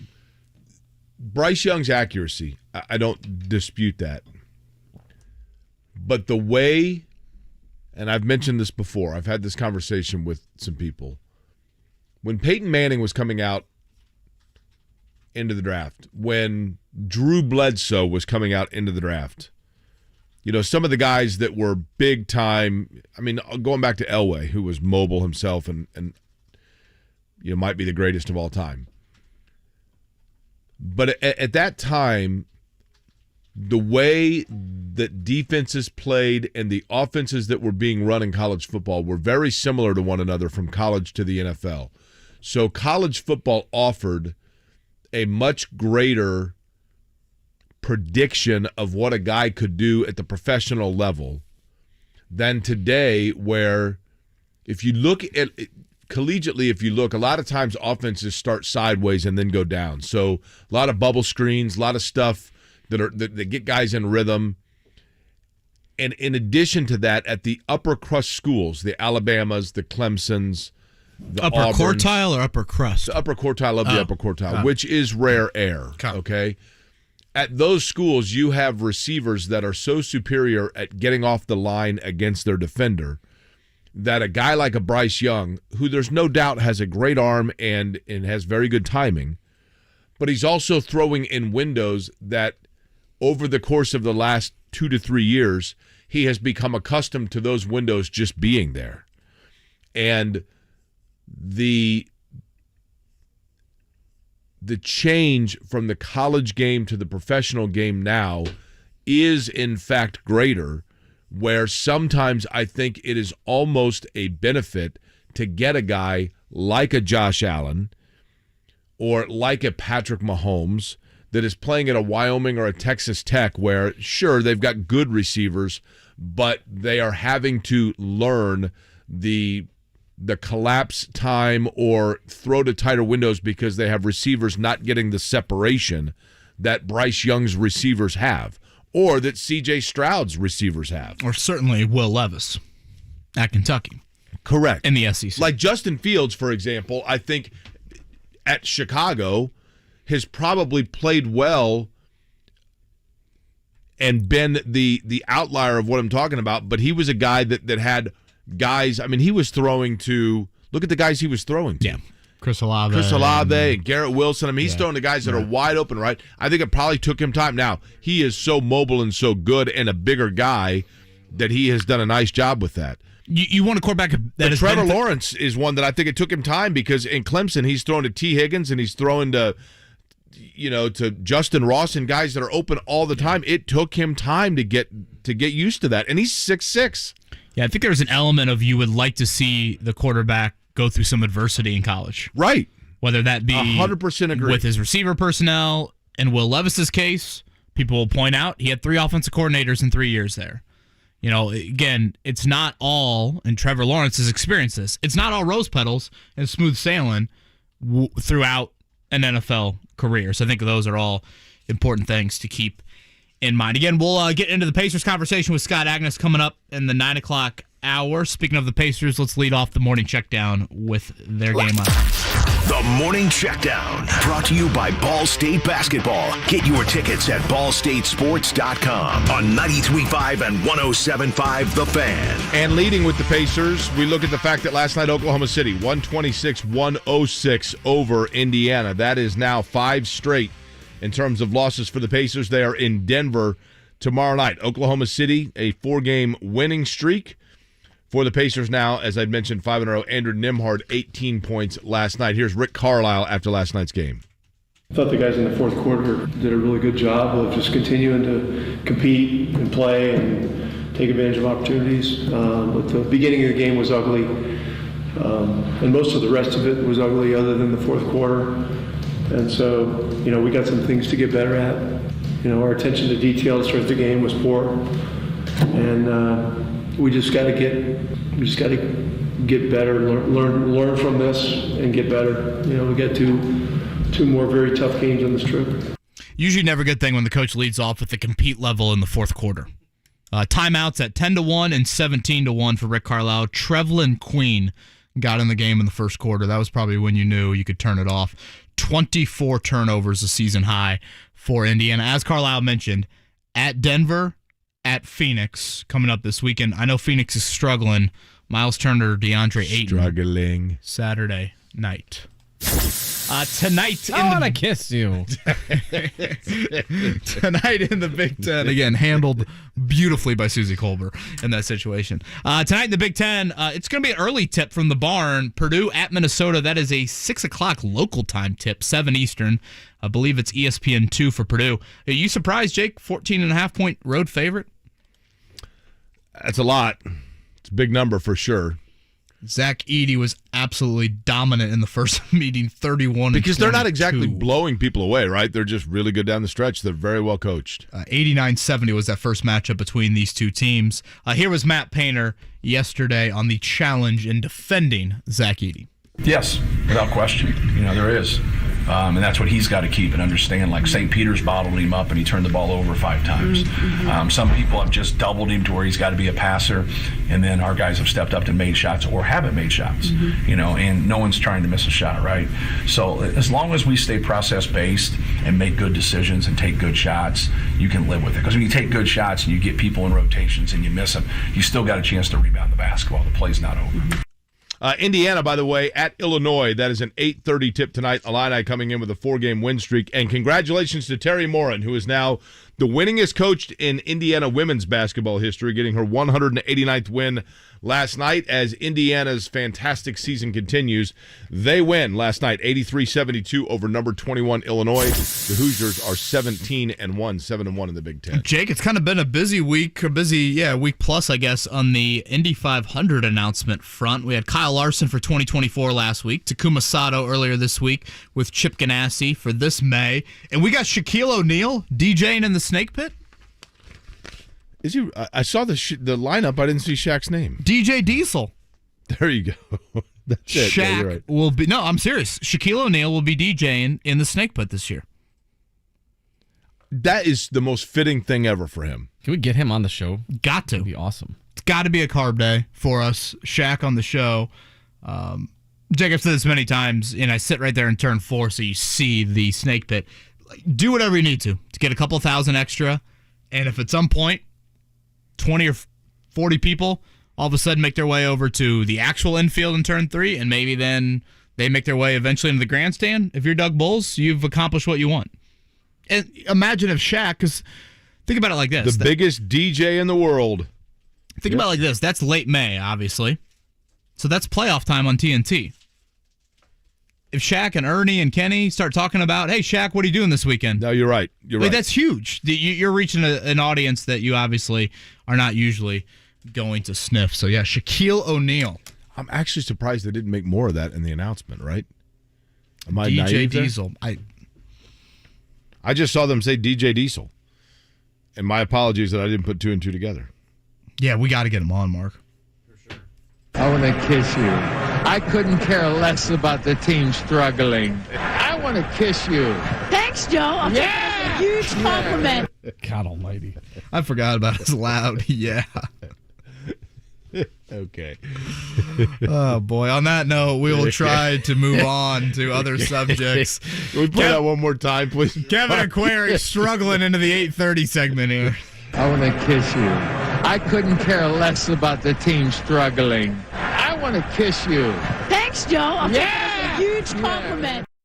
Need new tires? Skip the long appointments and bad coffee. With Go Mobile Tires Indy, order tires online and have them installed at your home or office. GoMobileIndy.com. We come to you. So, the other day, I bought an extremely chatty... Boring story time. Make that an extremely catty cockatoo. You're welcome. Apparently, the pet store won't take it back. But, hey, I'll manage. I love that for you. Just like I manage without home internet. No, you don't. Sure, my mobile hotspot is slow and makes streaming shows unbearable. Oh, Bertie likes to stream. But I'm making do. Oh no, who's this? My lady friend. It's mating season, duh. No home internet? It's not that bad. No, not there. It is that bad. Don't settle. Switch to Xfinity and get one line of unlimited mobile and home internet together for $50 a month for 12 months with no annual contract. Go to Xfinity.com, call 1-800-XFINITY, or visit your local Xfinity store today. Restrictions apply. Requires paperless billing and auto pay with stored bank account, equipment tax, and fees extra. Reduced speeds after 20 gigabytes of data usage. Offer ends 3/21/23. Hey there, it's Jake Corey for the Good Feet store of Indiana. You know, actually, I was just thinking about this for the Indy 500. I can see the snake pit from where I'm broadcasting in turn 3, and I might just have to walk over to check out Shaq on the turnstiles, right? DJ Diesel. And I'll be able to do it without any foot pain because that's the beauty of the Good Feet inserts that I have from the Good Feet store of Indiana. I've had plantar fasciitis. It's been a lot of time during the racing seasons, walking around racetracks, up and down pit roads, and trust me, sometimes the dogs start barking, but I haven't had any issues since the Good Feet store has set me up with the Good Feet store inserts. What I mean by that is you go into the Good Feet store, 2 locations, one in Greenwood, one at 82nd and Clearwater, 82nd and Dean in Clearwater. Go in and you simply stand on a pad that gets kind of an imprint, if you will, of your feet, and that allows them to then see where you're favoring or what areas you're putting too much pressure on your feet, and then you get the inserts designed towards which way it is that you're standing, kind of balances you out. Things like plantar fasciitis become a thing of the past. I absolutely love the results I've gotten from the Good Feet store. It is a simple process, and it works. Also, an American-made product with a lifetime warranty. 800-639-3338 is the telephone number. I realize that you're in your car, probably. Odds are high you're not going to remember 800-639-3338. So, instead of the pressure of remembering 800-639-3338, you can always remember goodfeetindy.com. When you hear Diamonds Direct, it's not just a catchy name designed to give the illusion of value. Our name is who we really are. Diamonds Direct was started by diamond cutters a quarter of a century ago. At our very core is a commitment to cut out the middleman and deliver extreme value in exquisite diamonds. Today, that's more true than ever, with our direct access to diamonds straight from the mines. Diamonds that we then cut and polish. Exquisite diamonds up to 15 and 20 carats in all shapes and sizes. It's an advantage other jewelers only dream of. By overseeing the entire process, we know for a fact Diamonds Direct is truly direct. So this year, as value becomes more important than ever, rest assured that Diamonds Direct's unique status in the world diamond market guarantees you the best no middleman direct importer price, period. And even with this extreme value promise, at Diamonds Direct you still get an unbeatable selection, transparent education, a luxurious shopping experience, superior customer service, no compromises. It's not having a cool name or clever advertising, it's the truth. Diamonds Direct, your love, our passion. It has no beginning. The start of something special right here, man. Let's go. And no end. Look, you got to get your team ready to play. It is a constant. Get a rhythm going. Through every season. Come back again. It is always Colts season. Firing, hiring, free agency, the combine, the schedule, the draft, OTAs, minicamp, training camp, kickoff, the offseason. Questions is a season to be answered for this Colts team. The best Colts coverage is on 93.5 and 107.5 The Fan.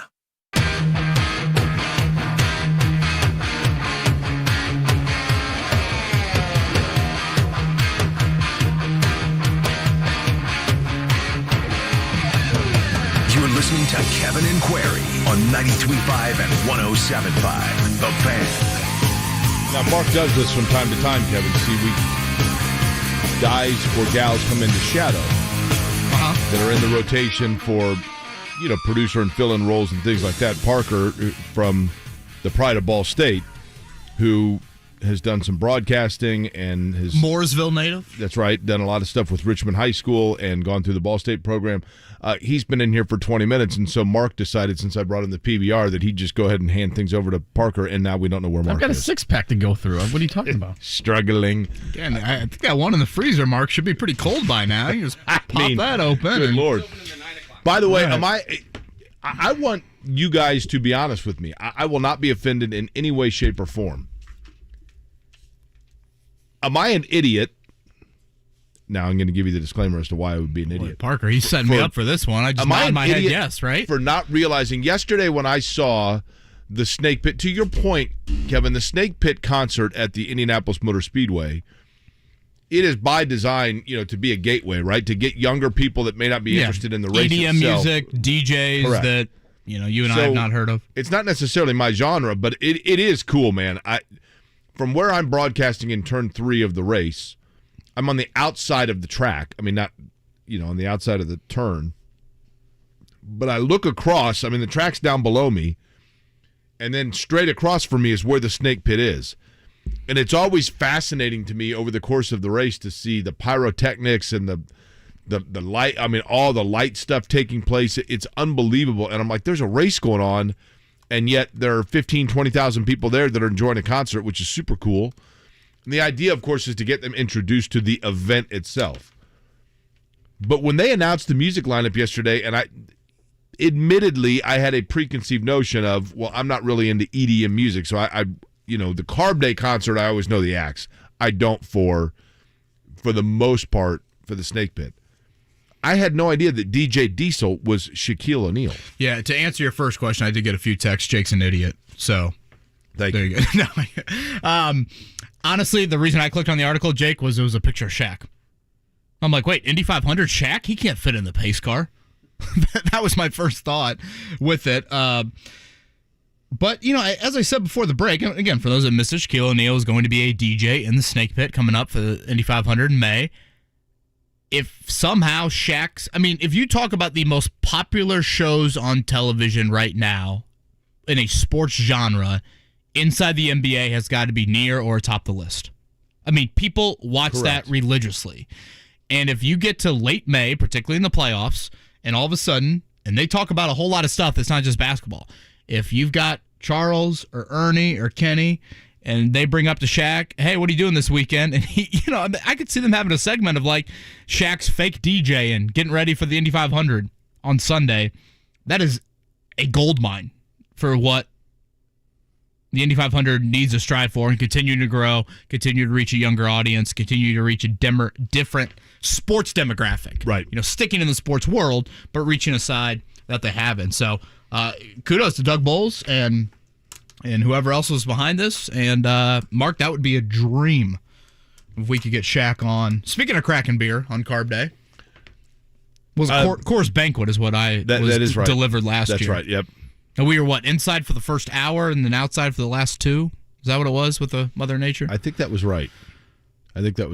Boy, hopefully the sun's out like it is right now. Obviously, temperature, we'd want it a lot more. But we're actually seeing the sun. We weren't supposed to see that this morning. I was going to say, a nice start here to this Thursday morning. Scott Agness going to join us at the top of the hour to talk Pacers.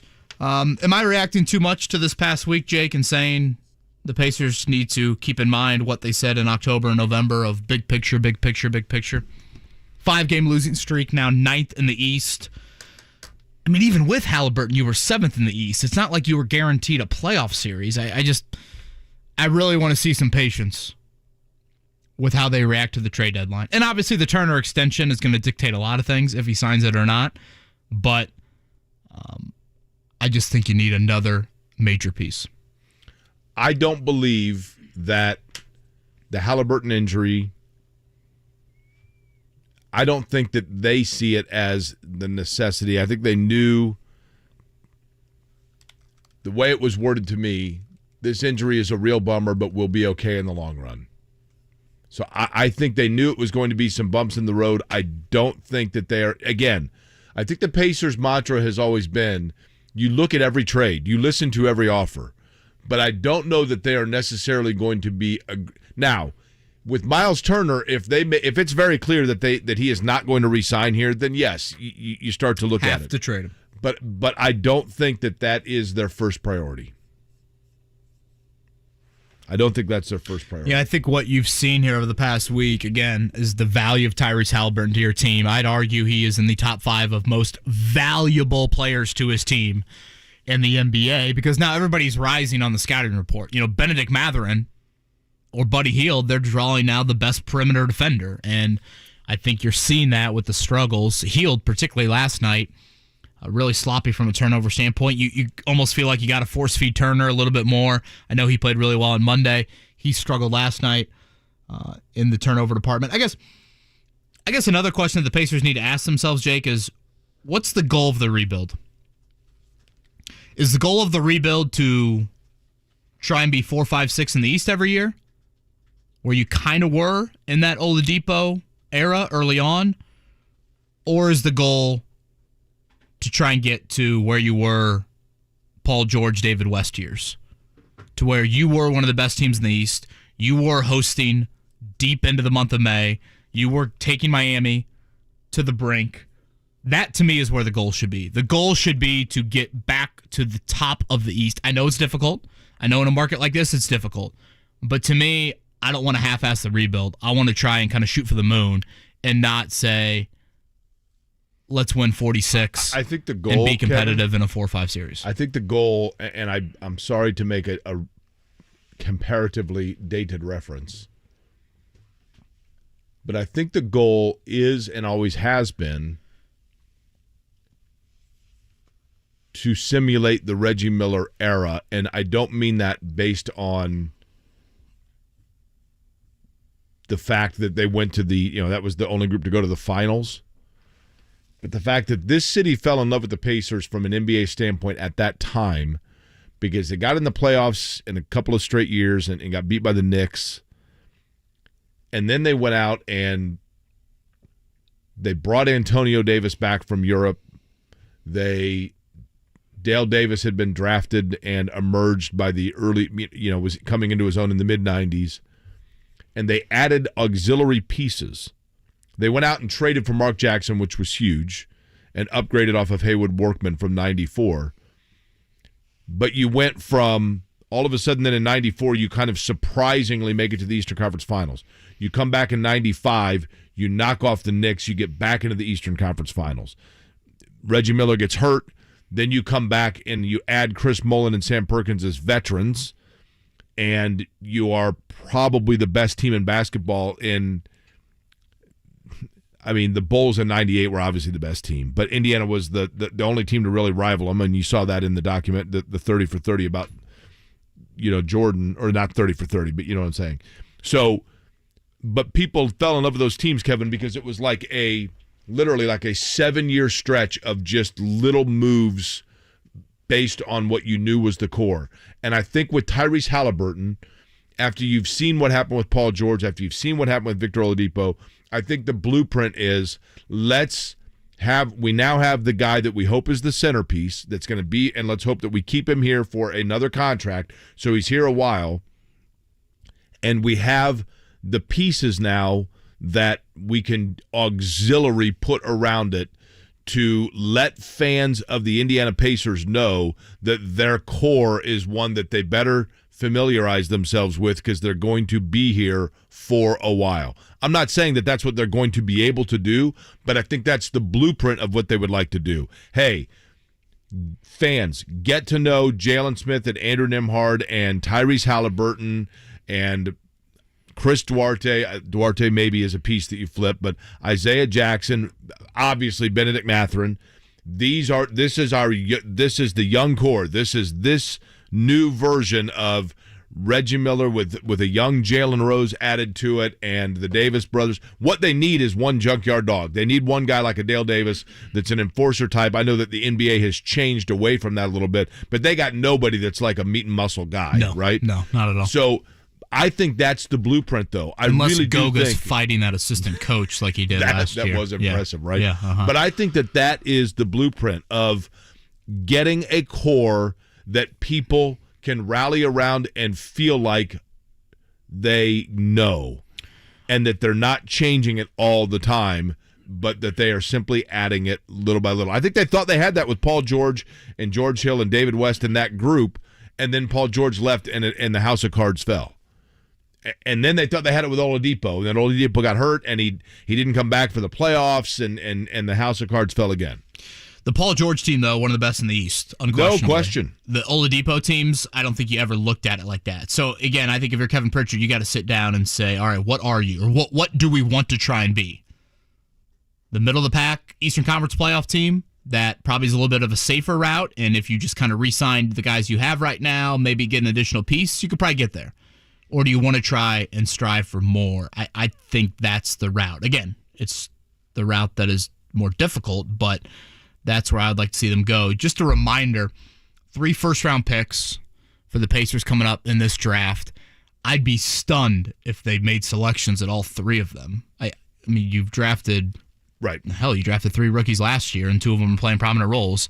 I think you would need a package And two of those are going to be turn into. Two of those are going to be in the last 5 picks of the round, right? It's interesting. If you look at where Cleveland is now in the East, and just to go over everything, obviously the Pacers have their own pick. They've got Boston's pick. Boston's one of the best teams in the league. Cleveland right now is in 5th in the Eastern Conference. Remember last year? Cleveland gets into the play-in. They lose both games in the play-in. Then all of a sudden, that first-round pick that you thought you were getting when you traded Caris LeVert to Cleveland, that reverts to 2023. If for some reason the bottom falls out of Cleveland, which I don't think it will, but again, from a standings point of view, you should probably just point it out as of right now. If they were to fall into the play-in and, again, lose both, that first-round pick would turn into 2 seconds. So that is just something to keep an eye on. Ideally, this is probably where you'd want them to end up. Lose that first-round matchup, get kind of a late teen pick to go with your own, go with that Boston pick. But if I look at the Pacers draft right now, I think ideally you're packaging those picks. I think ideally you'd fall into the lottery with your own pick. I know that a lot of people have kind of thought playoff here over the last couple of months. I don't think that would be the best outcome for this season. And I'm expecting Tyrese Haliburton to still miss many games. I know he's supposed to be reevaluated a week from today. But if that thing is anything that you're worried about, just keep him out through the All-Star break. You don't need to play him. If that's the case, package some of those picks and try to move up higher up in the lottery. Because I know Wembanyama's been obviously the craze of it. But Jake, you talk to some people, it sounds like there are, probably 3 or 4 other really good players in this draft. I mean, Benedict Mathurin was 6th overall last year. So, I was at the game. Last weekend. I think it was Friday night when they played Atlanta, and Tyrese Haliburton was there, and I had never seen this before. He was wearing clogs. Is that a thing now? He had an interesting outfit. Was that the game? I couldn't tell if that was Atlanta or Memphis. I think it was Atlanta. He was wearing like kind of like gray sweatpant type things, and then like patent leather clogs. Sweatpants look comfy. They did. And I made reference to it to Stephen Holder, who I was with, and I said, well, that's certainly an interesting outfit, and I like to think of myself as somewhat on the cusp of what's hip. And probably beg. I was going to say I'd beg to differ after the DJ Diesel comments. Now wait a minute, Mark. Did you know who DJ Diesel was? Yes. Did you? Yeah. And Kevin, you did or didn't? Yeah. Heard the name. Not going to act like I'm watching Shaq DJing on YouTube or anything, but yeah. Okay. It just, what I'm saying is, from a marketing standpoint, it probably would be wise to say DJ Diesel and then say, by the way, that is Shaquille O'Neal, right? I'm more curious about this hip in the fashion world. Holder said to me, I think sometimes guys go for just looking as absurd as possible. And then I didn't feel quite as old because Steven is a very fashionable guy. Yeah, I would agree with that. I mean, Steven, that guy. Some of the outfits I see Myles Turner wearing to walk into the arena, they're kind of like, that's not in my closet. See? Welcome to old age. But maybe who's old now? Maybe that's why I'm in the studio and not one of the many reasons why I'm not on an NBA floor. Coming up, we've got a few updates on the Colts head coaching search. We'll touch on. Scott Agness joins us at 9 to talk Pacers.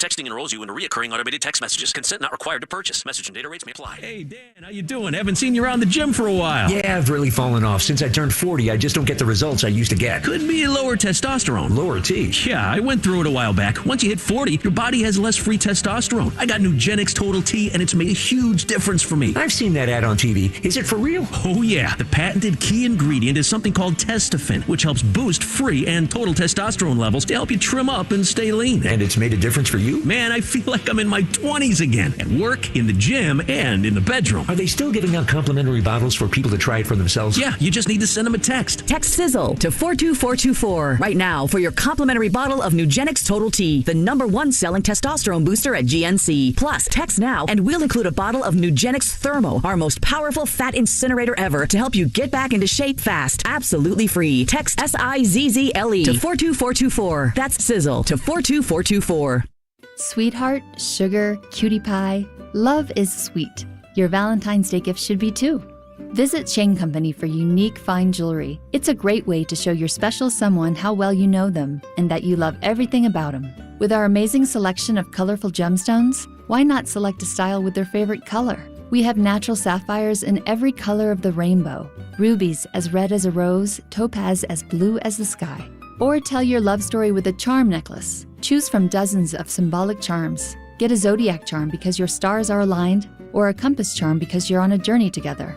You could also select an engravable style, like a beautiful locket or a gold bar necklace. We'll inscribe a message on it, a love note to your Valentine. At Shane Company, we have so many easy ways to make your gift more personal. For more ideas, talk to a jewelry consultant today. Your Valentine's Day gift will be a treat. Now you have a friend in the jewelry business. Shane Company and Shaneco.com. Hey, Janie. You know what one of my favorite things about high school sports is? Seeing young fans in the stands cheering on their community. I love watching elementary-age kids wearing their team's colors, holding up homemade signs, faces painted, just full of hopes and dreams. I'm Janie Ulmer. And I'm Brian Lewis. We're both assistant commissioners of the Indiana High School Athletic Association. We're also both former student athletes who were once those young fans in the stands, dreaming about wearing a jersey for our high school one day. When you support high school sports, you protect the next generation's dream of representing their high school with pride. And you ensure the invaluable learning experience of education-based athletics is available for years to come. So buy a ticket to your high school's athletic events, because it doesn't just support today's student athletes. It supports tomorrow's too. This is investing in your community. This is protecting their dream. This is your IHSAA. You could save big when you bundle your home, auto, and other vehicles with Progressive. Now that we've covered something you could do, it's time for sports stuff you definitely could not do. You could not have hit that field goal. Sorry, but it's true. 37 yards doesn't sound very far, but you'd be lucky to cover even a fraction of that. And that's in perfect conditions without 11 giant men trying to fold you like origami. But you definitely could save big when you bundle your home, auto, and other vehicles with Progressive. Coverage from Progressive Casualty Insurance Company affiliates and third-party insurers. Bundle discount not available in all states or situations. Hey, it's Dan Dockage for Affinity Whole Health. Guys, do something for yourselves. Go to feelgreatindy.com. I'm on a testosterone replacement program with Affinity. Let me tell you, the benefits are amazing. Go to feelgreatindy.com. That's feelgreatindy.com. Soccer Saturday between Indy 11. If this is your football, this is your show. Saturday at 9 on The Fan.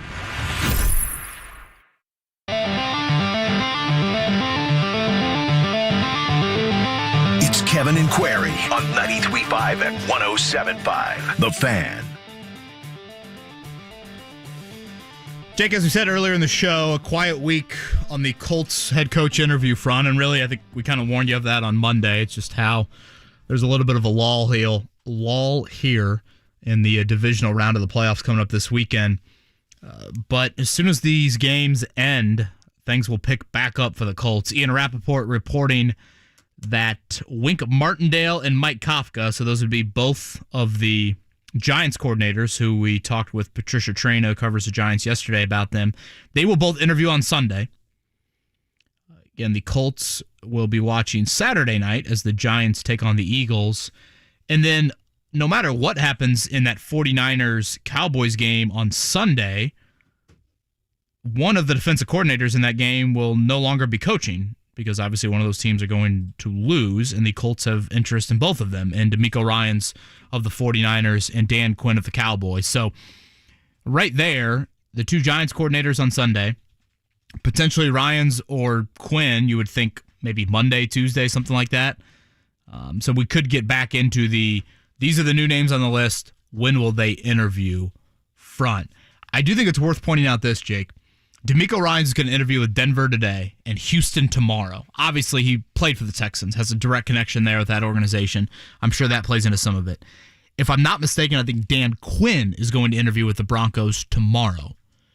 Do you read into anything on that end that Ryans and Quinn are interviewing with the Broncos first and you don't see the Colts first, or I guess second in Ryan's case, on that list? Like, basically, do you think these candidates are saying the Broncos is the most coveted opening that's out there, or is this more of a logistical thing? Because these are all virtual. It's not like they're doing these in person. It's a very good question. And I do believe personally that Denver would be the job that people would more aspire. But I don't think. I mean, I think both will end up. So don't read too much into that. I would not read too much into it. And on the Denver front, you say that because the ownership group is gobs and gobs of money. Russell Wilson, Denver as an organization, the history of their franchise. I think the latter. Here are a couple of things about Denver. The Broncos in Denver are, if you were to list Denver sports fans' fandom, it's the Broncos number 1, Broncos training camp number 2, Broncos offseason number 3, John Elway's dining habits number 4. Really? I mean, it is Broncos all the time. Nikola Jokic can't sneak in there somewhere? No. I mean, honestly. I mean, the Nuggets are like, oh, yeah, I mean, that's cool. Like, it's something to get by. And then it is. What about the Rockies bullpen? The Avalanche, if they win the Cup. I've been to an Avalanche game. Not many NHL games on my. I mean, Denver is the only market that at one time, now granted, they didn't end up keeping it this way, but for 2 years, they did a radio station there that was a Broncos radio station. It was literally Broncos 24 hours a day. It was an all Broncos station where they did nothing but talk Broncos. I realize we talk Colts a lot here, but we do other things. But aside from that, and I know the Colts are beloved and there's a huge passion for the Colts here, but I think outside of Indianapolis, people still think of Indianapolis as a basketball town or even a racing town. Peyton Manning said that, right? Like, yeah, when I came to Indianapolis, all I knew was it was a racing town, and it turned into a football town. And it is a football town, don't get me wrong. But I just think that the Broncos, the Broncos have an established quarterback in place. And while I think Russell Wilson may well be broken because he's not mobile anymore. I was going to say, any adjective you want to put in front of quarterback? Understood. But one thing about coaches is all of them are inherently the same in the fact that narcissistically they are convinced they can fix problems. And I think the idea of going in and making a few tweaks to Russell Wilson and fixing him is more intriguing than working with a guy who has never been a quarterback in the NFL before, which is what the Colts may have. But the other thing, quite frankly, and maybe this is just me, Denver's just a cool city. It's a great city. It's a big market. It's in the mountain. You know, it's not in, but it's on the foothills of the mountains, and it's sunny 360 days a year, surrounded by those football coaches don't see outdoors. I'm telling you, I think the Denver Broncos are thought of in football circles as one of the top 5 franchises in the league. I was really hoping you're going to be like, yeah, for sure. These guys want to go light one up and walk around Red Rocks. Well, that too, right? I don't know about the latter or the first part, but the latter part, Red Rocks, is pretty cool. Yeah, names of interest for me: D'Amico Ryans, Mike Kafka. I'd probably put Raheem Morris around there. I know JB and I were chatting yesterday. He's kind of shifted gears to Dan Quinn. If you look at the Quinn resume with Atlanta, things really dropped off when Kyle Shanahan left there to take the head coaching job at San Francisco. So that's the age-old question with a defensive hire, is what happens offensively when things start to break up from a continuity standpoint. So we'll chat more about that, of course, a little bit later in the 9 o'clock hour, coming up on tomorrow's show to round out the week. Coming up next, though, back into the Pacers conversation with Scott Agness from Fieldhouse Files.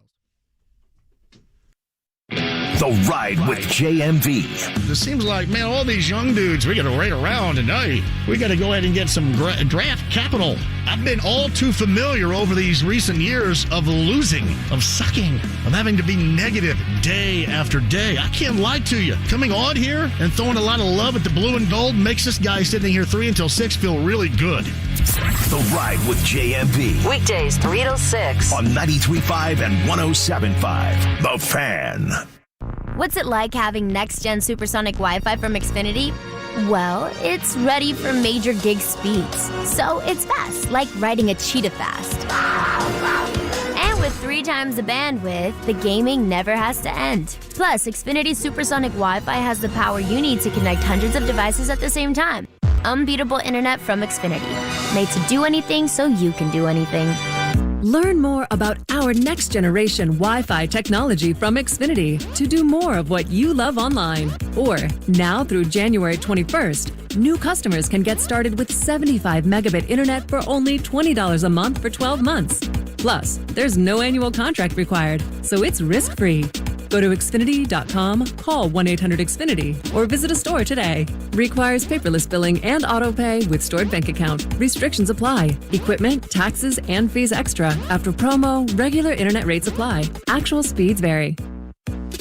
At Diamonds Direct, we want to make something very clear. We will absolutely beat the price of any comparable diamond that you find anywhere else. No fine print, no disclaimers, just a rock-solid, unqualified, nationwide price guarantee. And this goes for 1-carat diamonds as well as 15 and 20-carat diamonds. You see, at Diamonds Direct, we're more than just another jewelry store. We're part of a world diamond powerhouse with direct access to the world's top diamond mines. We have our own diamond cutters too, so we are active in every aspect of the diamond market every single day, from source to showroom. So when you see a diamond somewhere else, online or in a store, or from some so-called supplier, just know that apples for apples, you will get a better price at Diamonds Direct. Our volume, our connections, our buying power make this possible, and it's why we've never ever lost a sale due to price. So at a time when value means so much, we invite you to take this challenge and let us prove it. Day in and day out, you will always get a better quality diamond at a better price at Diamonds Direct. Diamonds Direct, your love, our passion. Online at diamondsdirect.com. 93.5 and 107.5, The Fan. WIBC HD2, W298BB, WIBC HD3, W228CX, Indianapolis.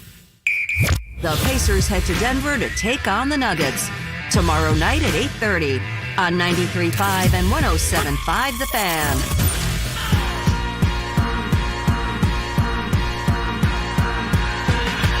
It's Kevin and Query on 93.5 and 107.5, The Fan.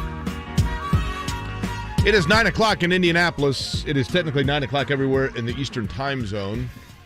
Sun making an appearance. Let's hope it decides to stick around a little bit today. Pacers, suddenly, all of a sudden, they have looked a lot like the weather of late.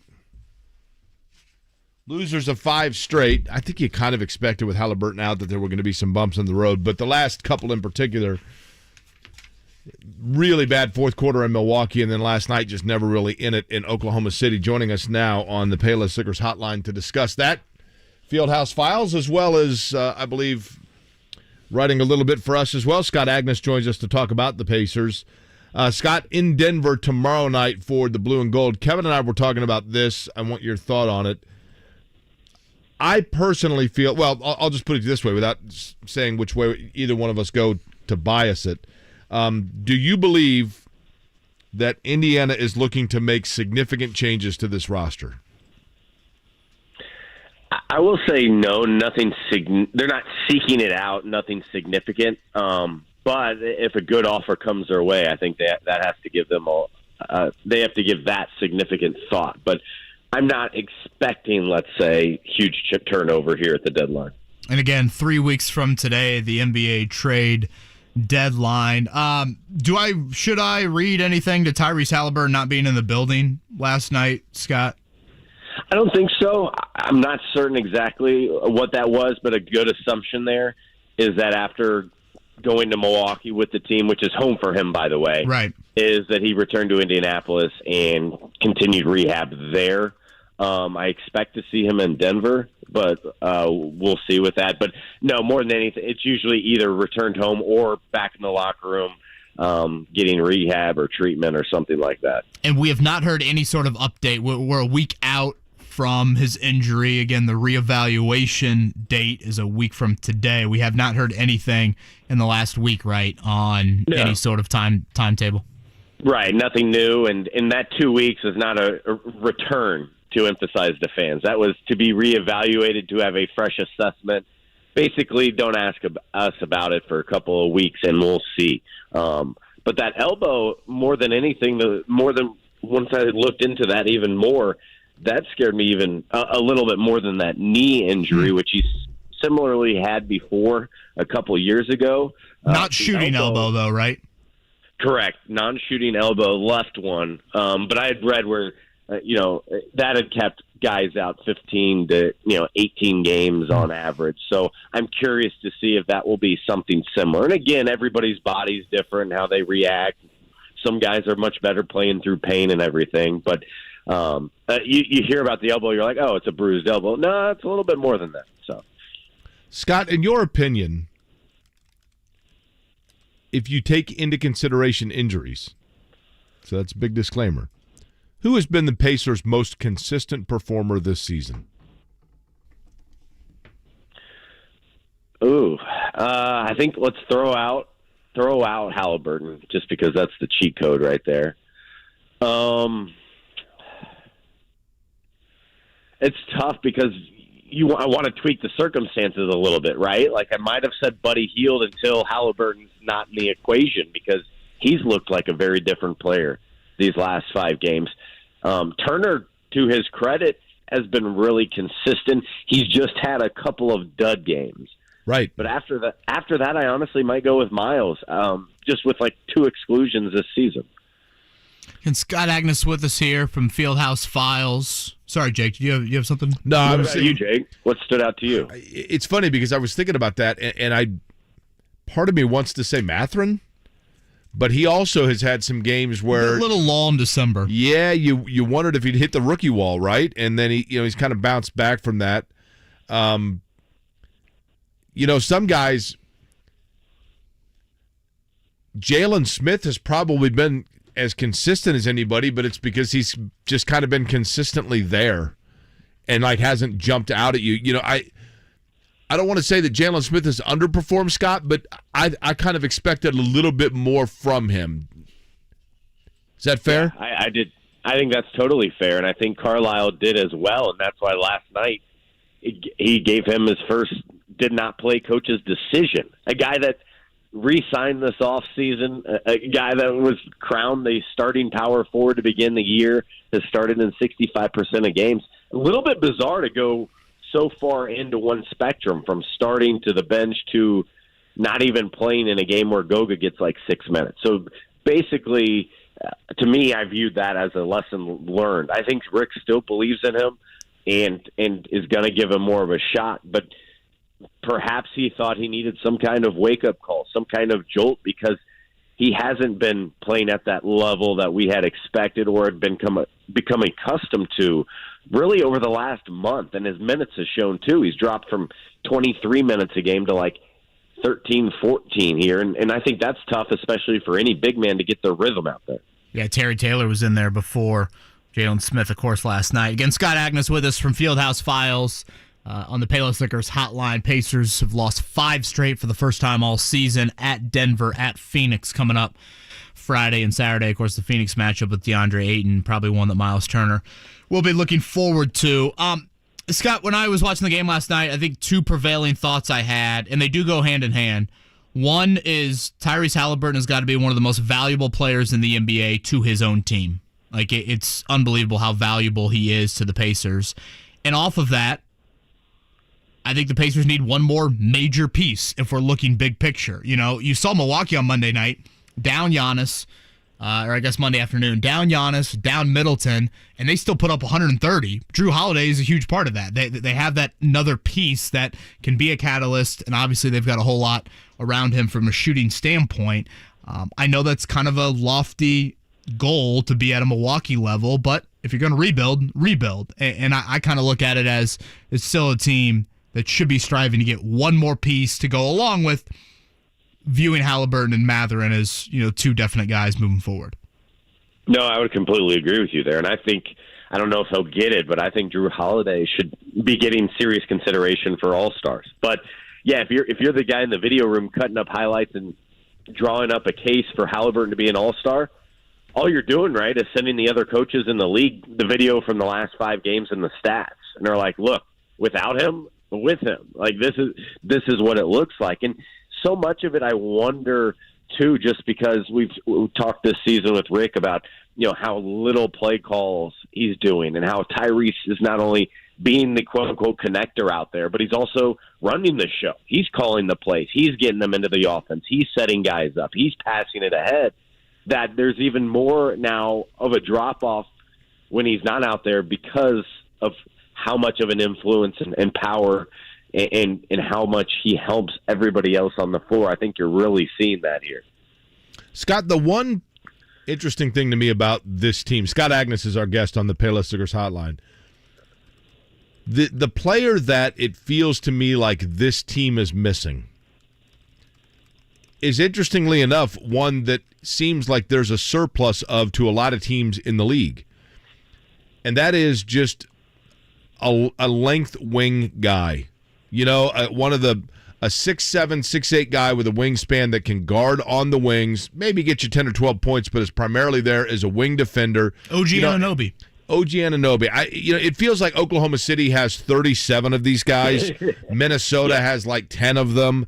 Is that if that's what you need as a team, if that's what you're missing, is it a buyer's market for that? Or are you going to have to give up some pieces to get a guy like that? Yeah, it's the latter, Jake. I mean, it's not even a first-round pick or two. It might even be 3 is what it seems like. Let's take a guy like OG Anunoby, because you're right. It completely makes sense, and I've been on that train for several years now. That's the position they need to fill, the lengthy wing who can defend first. And think how much better perhaps Andrew Nembhard might be right now, because I worried about him going into this stretch purely because, 1, he's a rookie. 2, he's already taking on the biggest defensive assignment each night. Now you want him to run the offense as well? That is so much to ask of any player. Also taking in consideration he's just a rookie. So that's another area where, that they would really get some help there. And you're seeing a lot of those young teams. You're right. That's kind of the prototype. Specifically Toronto and OKC, they just draft 6'7", 6'8" length and try to develop them and see what kind of talent they can get out of them. And the Pacers certainly could use at least one of those. And so, again, I think that's a situation where they're not going to be willing to give up 4 first-round picks for any of these guys. But if they need to be a third team in a deal, if they can work their way in. The thing right now, for one, about the trade deadline is nothing really gets going just yet.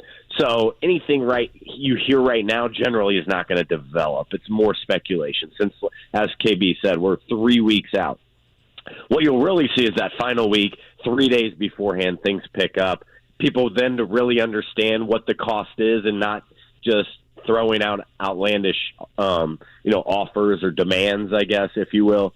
But thus far, the biggest thing I've seen so far is with the play-in tournament, it's altered teams' expectations and willingness to give things up because they're clinging on to hope. They're 10th right now, and even though they're 5 games out of 7th, they're like, well, we could finish in the play-in game and maybe make the playoffs. And so, therefore, right now it feels like there just aren't a lot of buyers out there. But there's sellers, out there. Again, we'll see closer to the time. Does the continued kind of evolution of Aaron Nesmith soften a little bit? Like, can he be that guy, Scott, or does he need to be kind of the secondary defender on the wing and they still need a length guy? Yeah, I think the latter point. I think you really need more of a physical, more of a lengthy guy out on the perimeter. And if Nesmith, really Nembhard, I think Nembhard would probably be your number 2, and then Nesmith would be your number 3 in an ideal situation. That would just free up so much for everybody else out there. And so, and then if you want to take it another step further, I think it's the next position I would address is the true 4 spot and get a kind of a bully power forward, an enforcer out there that can also contribute at both ends, can rebound, because that's always been a struggle for this franchise. That'd be the next position of need. I'd go down the list. Again, Scott Agness with us from Fieldhouse Files. Last one from me, Scott. You've seen in years past the Pacers, get a Jalen Smith, get an Aaron Nesmith via trade. Lottery picks that have not, had great opportunity and or just not worked out in their previous spots. Do you look at Chris Duarte and or Goga Batadze? I know Goga wasn't a lottery pick, but do you look at them and either of that light right now as like, it's just not going to work out here for whatever reason, and Indiana should look at moving them / I don't even know what they would yield in return?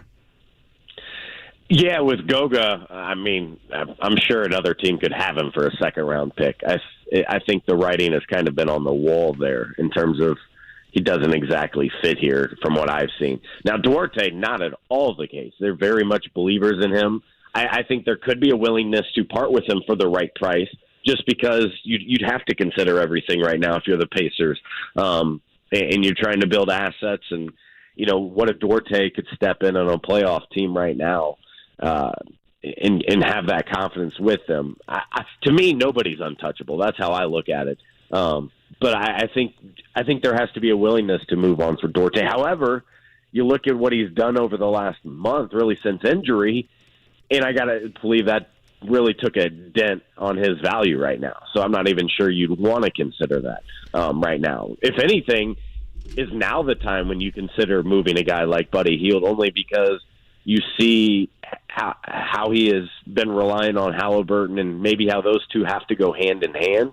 I don't know. The thought in general, if you're the front office or the Pacers, I think you have to consider, is this the best that Buddy and Myles will ever play? Correct. Meaning, do you sell That's high fair. right now? Yeah, that's fair. That's a significant thought I'd have to have right now. That's a really good question, actually. Scott Agness, Fieldhouse Files, is where you can continue to read all of the Pacers coverage. Again, Pacers in Denver tomorrow night, then Phoenix on Saturday before back at the Fieldhouse Tuesday for the Chicago Bulls. Scott, appreciate it. Enjoy what remains of the sun here this morning. All right. Thanks, guys. I think one thing to note, Scott just brought up there, and you touched on as well, Jake, Turner and Hield, if you retain them, and then again, you're obviously going to have to give Turner a big extension, you're of course going to give Haliburton the extension he deserves this offseason. There goes your flexibility from a cap standpoint. Pacers are in a great cap situation. And, when you hear the word cap or salary cap, I think we only think of free agency. Trades. You can absorb contracts and trades. You can do a lot of things with your cap room. If you are, again, going to give Turner and going to give Haliburton that sort of money, you really limit yourself moving forward in that flexibility, which is a word Kevin Pritchard uses often. I understand it. It's really beneficial to how the Pacers have operated lately. And basically, you'd be all in on the 2023 draft with those 3 first-round picks to find that next major piece. So I think that is a question you have to ask yourself.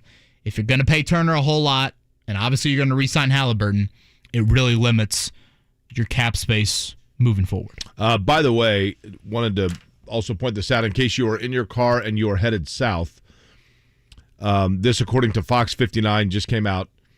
According to Fox 59, one person has been fatally shot on I-65 just north of the Franklin exit. Now, what it doesn't say is whether that is the northbound or southbound, but it looks to me like it's the southbound I-65, and it is obviously just past Whiteland exit. Is that where we're looking? And I think, obviously, I don't know that the interstate is closed just yet, but it certainly appears to be at an absolute that's awful standstill. So, at any rate, I-65, if you are headed towards Franklin or that area, you might want to jump over to US 31 or take an alternate route. Who's our caller, our truck driver we had on the pop quiz last week who said that's his favorite route? Oh, that's right, 65, right? Mm-hmm. Yeah. Seymour, the old Seymour outlet. Do you know what has great roads? What state has, at least the last time I was through it, had really good roads? Missouri. Oh. I-70 in Missouri is usually pretty. I was actually I visited Missouri as a college, so that is the only time. Did you like I've University of Missouri? Loved it. Yeah, absolutely loved it. Shakespeare's Pizza we got in town. Yeah, if I wasn't so risk averse, I probably would have gone there. So what's that? If I wasn't so risk averse as a human being, I probably would have gone there. That's a nice word. I was driving on I-70. How absurd is this in hindsight? When I thought about going to the University of Kansas my senior year of high school, my parents let me go by myself to go look at the school. I was like, I'd like to go visit. I remember, I went and I got one of those books. And this comes from a woman who calls you to alert you about rainy and wet leaves. So I went to B. Dalton Bookseller, and I bought one of those college books. They probably don't even have these anymore because of the internet, but they had these college books and it was broken into quartiles, right? Mm-hmm, Of upper, highly lower. competitive, more rare. competitive. And I took a ruler and slid it down to like the lower quartile of quartiles and flipped everything to the left. And that was the least competitive section. And the schools that it appeared as though that my grade point average would allow me into were the University of Alabama, the University of Arkansas, and the University of Kansas. Well, great athletic reputations there. Of course. And I'm like, Kansas seems like it'd be cool. So attract students that don't know how to make sausage very well. Come on down. So I say to my parents, I think I want to look at the University of Kansas. And my mom said, oh, okay. Well, would you like to go? And I said, yeah. And so she said, okay, well, why don't you just take we'll call you into school or whatever. I think you get so many days off. And I just went by myself.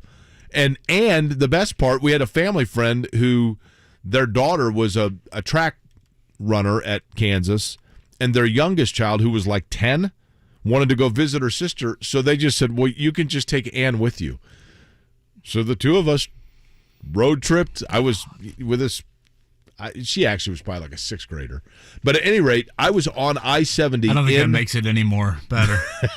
I was on I-70 in the state of Missouri. This is the only time that I've ever even heard of anything like this happening, but hand on the good book, this is the truth. On I-70, probably near Columbia, truth be told, Kevin, and all of a sudden this flank of police cars goes flying past, and they like set up a perimeter on the interstate. They shut the interstate down. It was like, whoa, like screech the brakes. And I'm like, what in the world is happening? And I was towards the front of the line, if you will, of where it closed. And then I hear this noise, and I look up, and a commercial airline plane lands on I-70. Whoa. Ambulances, and I'm like, what in the world? I'd never seen anything like this. I kid you not. And then after probably... FAA really must have been down that day. And then, boom, after like 30 or 45 minutes, you hear the jets fire back up, and the ambulance takes off. The plane goes back up in the air. All right, we're good. And then it turns out it was I believe it was state, not federal, but a state senator had a medical emergency on the plane, and they radioed ahead and landed it on the interstate. And then I later found out, and this might be urban legend, but I actually do think this is true, that when the U.S. interstate system was incorporated by Dwight D. Eisenhower, that there is some sort of a bylaw that in certain states, there has to be 1 mile of straight interstate like every 35 miles for purposes like that. Kid you not. Never seen anything like it before or since. Speaking of Lawrence and your stint there, I was thinking about that yesterday when I saw the Dan Orlovsky tweet and him, looking under the sofa for positives from the Jeff Saturday era. And I felt like if we did that with your stint at Kansas, it'd be like, Jake Query passed the library on 6 occasions. Okay, here's the thing. Jake's alarm went off, and he only snoozed it twice today. As you know, in October of 2020, I had a heart stent put in, and that was actually the second least challenging stint of my career. The most being the year that I spent at the university. 100% on me. I was a terrible student. I had no focus. I was homesick, and I was too immature to be that far from home. Long time ago. But, full circle, what are we, 2 classes away? Is that what you alerted me to? You got it. So in May, we got DJ Diesel can DJ the graduation. Maybe that's when the PBR party happens, when Jake is done. Gotta be. Oh, there you go. I mean, Jake, that'll be perfect. Friday of Carb Day. I mean, I know you kind of have to work after the show. You know what I think the PBR party would be good? Would be like opening day of the tournament. Ooh. Oh, the Pacers going to have 30 wins by then? It is kind of a combo celebration. You'll either be celebrating or drinking to forget, Kevin. Yeah, that is a good point. We mentioned the I-65 backup. Kyle just texted me and goes, passed that an hour ago, so take that for what it's worth. On his way to Louisville at the time, he said it wasn't too bad, 10 cop cars, but had 2 lanes open at that time. It looks like, based off the picture, it's gotten a lot more backed up. So again, right around Franklin, southbound I-65. Kyle does end the text with, Go Irish, Fire Bray. Oh, really? Bruce Weber in the mix, huh? So that is what Are we just starting that rumor this morning? Is that our 4th Notre Dame basketball fan in the world? Yeah, right now, my list looks like this, okay? Bruce Weber. I got Tom Crean on there. Got Michael Lewis. Got Dane Fife. Got Micah Shrewsbury. I've got Chris Quinn. How about Ron Hunter? Isn't Tulane He's done a having nice job at Tulane? Isn't Tulane having a great year? Yeah, he's done a good job. We could get him that stool that he had at Georgia State. That he flew off. How great was that? I love that now in the NCAA tournament montage, that's like a frequent appearance. Oh, it was great. Well, I mean, the fact that it was his kid that hit the shot, it kind of adds to the whole thing, right? Tulane did lose by 20 last night to number 1 Houston, but they're 12-6 on the year. Who is the coach at 5-2. College of Charleston? Oh, is that the crazy guy, Pat Kelsey? I don't know, but they had a guy named John Kress that won like 86% of his games. I mean, it was ridiculous. Yeah, but they're ranked. Pat Kelsey, he's nuts. Yeah, we're going to throw him nuts in in what way? Like emotional. Yeah, crazy. Mike Bray is a Tier 3 coach, according to The Athletic, and there's a lot of names on that list that I'm sure you would take over Mike Bray that are featured in that tier with him. If you guys want to, we can commit an hour to that segment tomorrow. I like Mike Bray. I love him, to be honest with you. I do. Unbelievable job, but all good things have to come to an end. Do you think he would go somewhere else if he were to leave Notre Dame? No, or do you think this is it? No. He's a big... there's a beach in Delaware that he's obsessed with each offseason. If you said it, I would know it. Did he coach at Delaware? Yeah. That's you where know it I'm came an from. honorary Blue Hen? Have I told you that? Boy, I'd ask why, but we're really up against it. But I'm just going to tell you anyway. 1993 NCAA tournament. Delaware was here. They played Louisville at the Hoosier Dome. I went down. I was like, well, I'm going to go down and sit in the student section. I went down, started leading the Delaware chant with the 12 students that had made the road trip from New Ark, Delaware.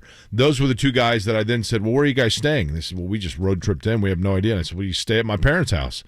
My mom made him, oh, this is wonderful. And my dad got up in the morning, made him breakfast. Better than the 6th grader Jake took on the road trip. That's right. So, at any rate, during the chanting that I was leading the different chants for Delaware, the president of the university, and I believe his last name was Uberoth, I remember that, he came down and said, I hereby declare that you are an honorary Blue Hen. Spencer Dunkley was their center. He was drafted in the 2nd round by the Pacers. You do have to love the mid-major team that comes to the big market, and I feel like naturally you just have people adopt them. Oh, totally, yeah. And they had no chance against Louisville, right? Pop quiz in 5, 317-239-1070 for that. Jiffy Lube oil change up for grabs. Let's hit a morning check down. Well, I'm always highly impressed with myself. I should be.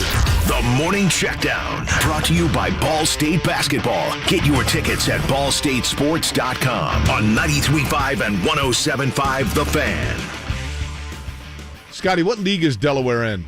Oh, the America East, for sure. They are not in the America East. Really? Oh, Atlantic 10 maybe, yeah. That Delaware? may be right. In the A-10? Hold on. I don't see them in the A-10 either. Could they be in the Colonial?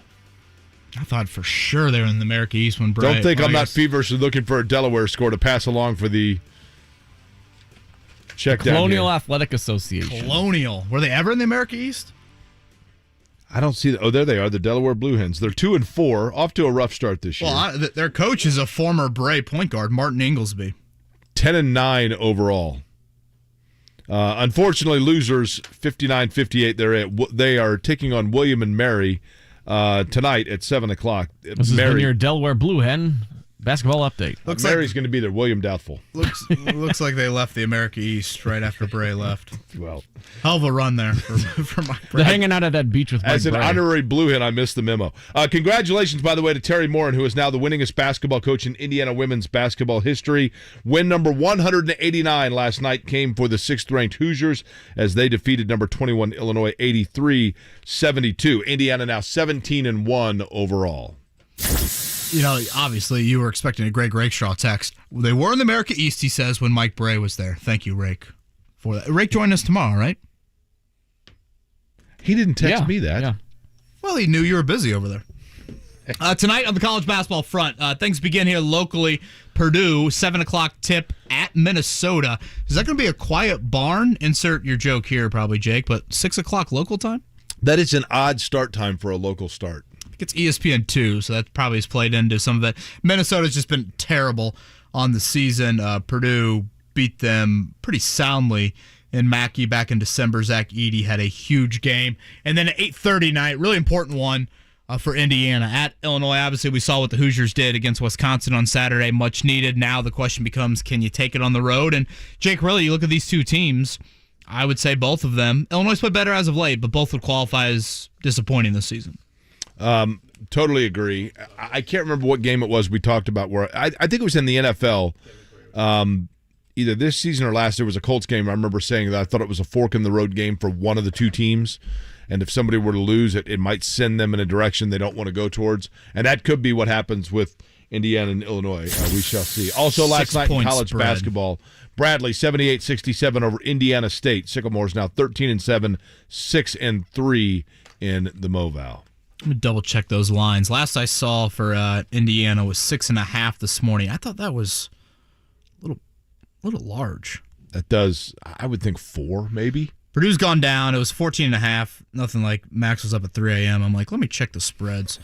So, yeah. 1-800-9-WITH-IT. Purdue 13.5. Or just, good factual information for the show. That's kind of how you could look at it in a little bit of a different light.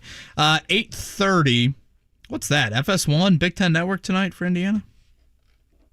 The FS1 things throw me off. Whenever there are games on FS1, I get 6.5 still. Indiana underdog.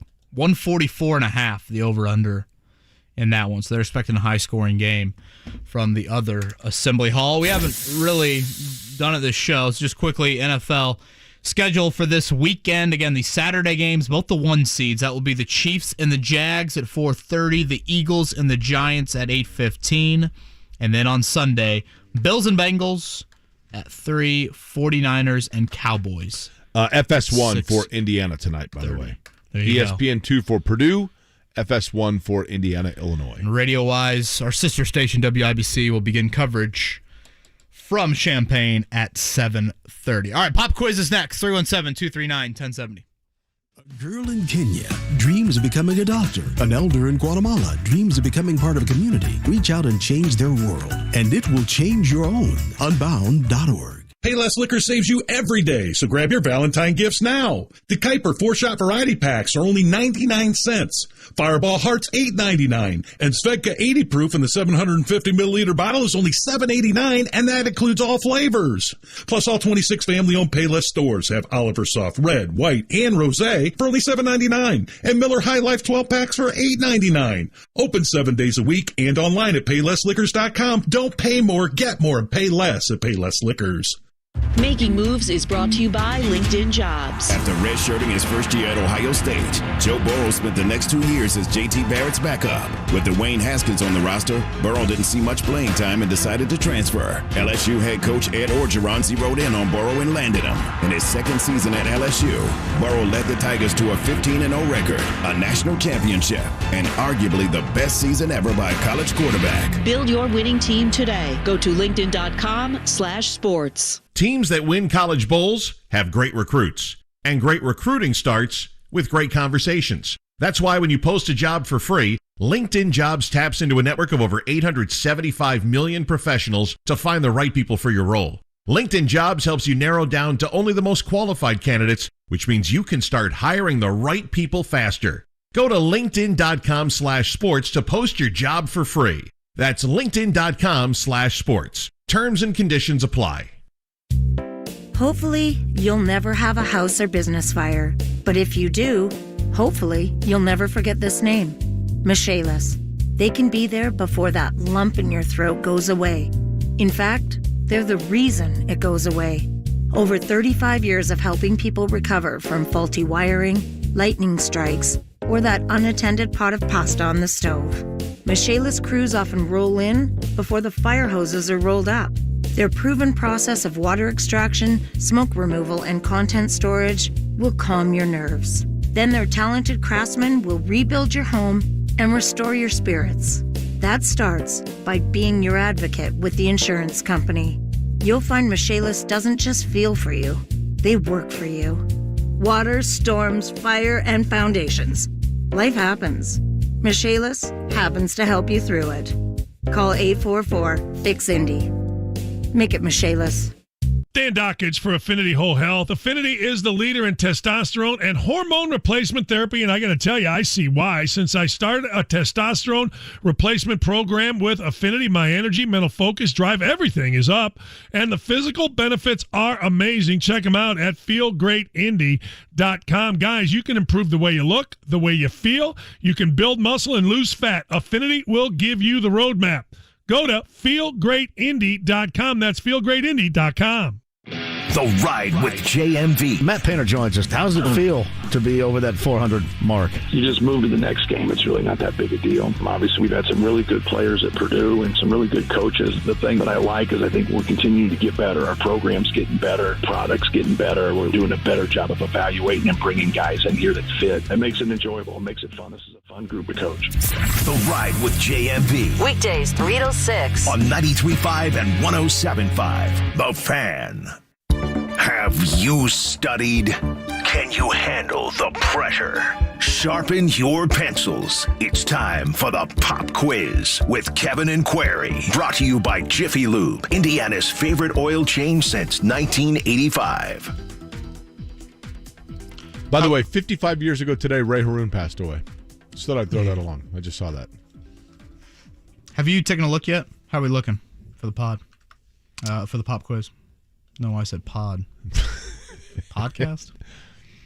Do you think that our boss likes the fact that this show goes off the rails in the 9 o'clock hour? I find the 9 o'clock hour to be when we're really starting to hit our groove. So Live Golf is going to be on TV?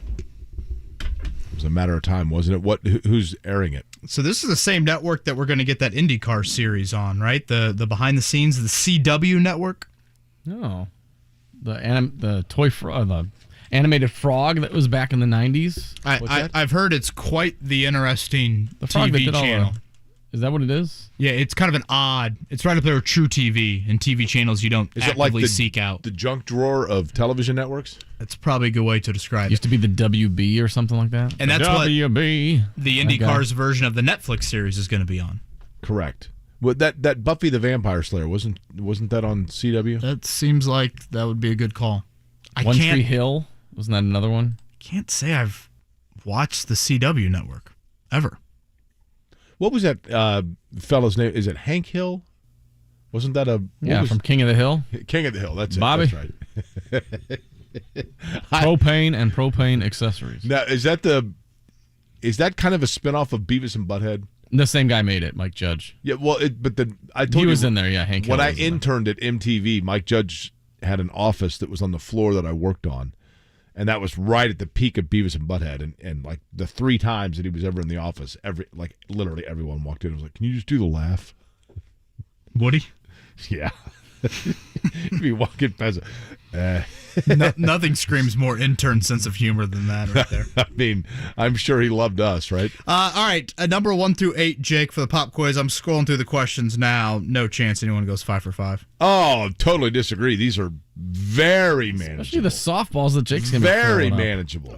Oh, yeah, 5? All you got to know is easy. Think about here comes a hint. So go turn off his mic. Who has Peyton Manning's Heisman? Just an example. Number 1 through 8. Who did the Pacers trade George? Number 1 through 8. 6. 6. Keith. Hey guys, how you doing? Keith, who's the greatest athlete named Keith? Oh God. Well, we're probably hoping that you could go Keith Smart. I guess. I was going to say we're going to find out if you're exactly that, right? Yeah, I mean I'm not local, but where are you from, Keith? Reading, Pennsylvania originally, but live here in Plainfield for I guess since 2008. When you were a kid, was it particularly enjoyable to you to play Monopoly and get the Reading Railroad? It was a feather in the cap, I guess. Yeah. And what's the name of the gal that brought you to Indianapolis? Her name's Karen, the part of Jasper, Indiana. Oh, okay. Keith, my mom's have name. you called before? Have we talked about Jasper? Yeah, and back in August. Yeah, it's been a while. Does your wife get angry at restaurant managers? No. Okay, that's good. No. Neither does Jake's mom. No. Keith, are you? I'm not familiar where that is located in Pennsylvania. Would you consider yourself a Steeler or Eagle fan, or neither? That's pretty much the Philadelphia area. Well, an hour west of Philadelphia. So I'm Eagles, Flyers, Sixers, Phillies all the way. So I'm looking forward to Saturday. I was going to say, your thoughts on Saturday night? They should win. They have the better team, but you just don't know. These are the scary. I think last time the Eagles won the Super Bowl, their first round was against Atlanta, and that went to the last play of the game.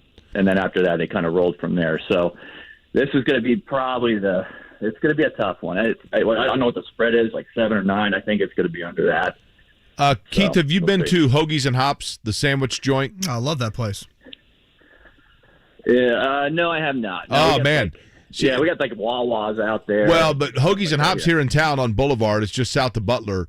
Okay. It's basically a Philadelphia-themed restaurant. The entire thing, the gal that runs it is from Philly, and so it's the entire thing. You're going to feel like you're walking into home. Oh, that'll be great. I have to mark that down because that's the stuff I miss. I'm sure. Like the local mom and pops. Yep. 8.5 is the spread, by the way, Keith, for Saturday nights. All right, Nice. so we'll see if you are Keith Smart and Daryl Thomas is about to dish you in the corner. Would you like for me? That would be Jake to lead you off with question number 1, or Kevin? Let's go to Kevin today. All right, Keith, let's lead off here with, I kind of like his answer. On this day in 1974, UCLA's record winning streak of 88 games was snapped. Who knocked off John Wooden's Bruins to halt the longest winning streak in men's college basketball history? A, Houston, B, USC, C, North Carolina State, or D, the Fighting Irish of Notre Dame? I have to think. Is this Astrodome? I want to say Notre Dame.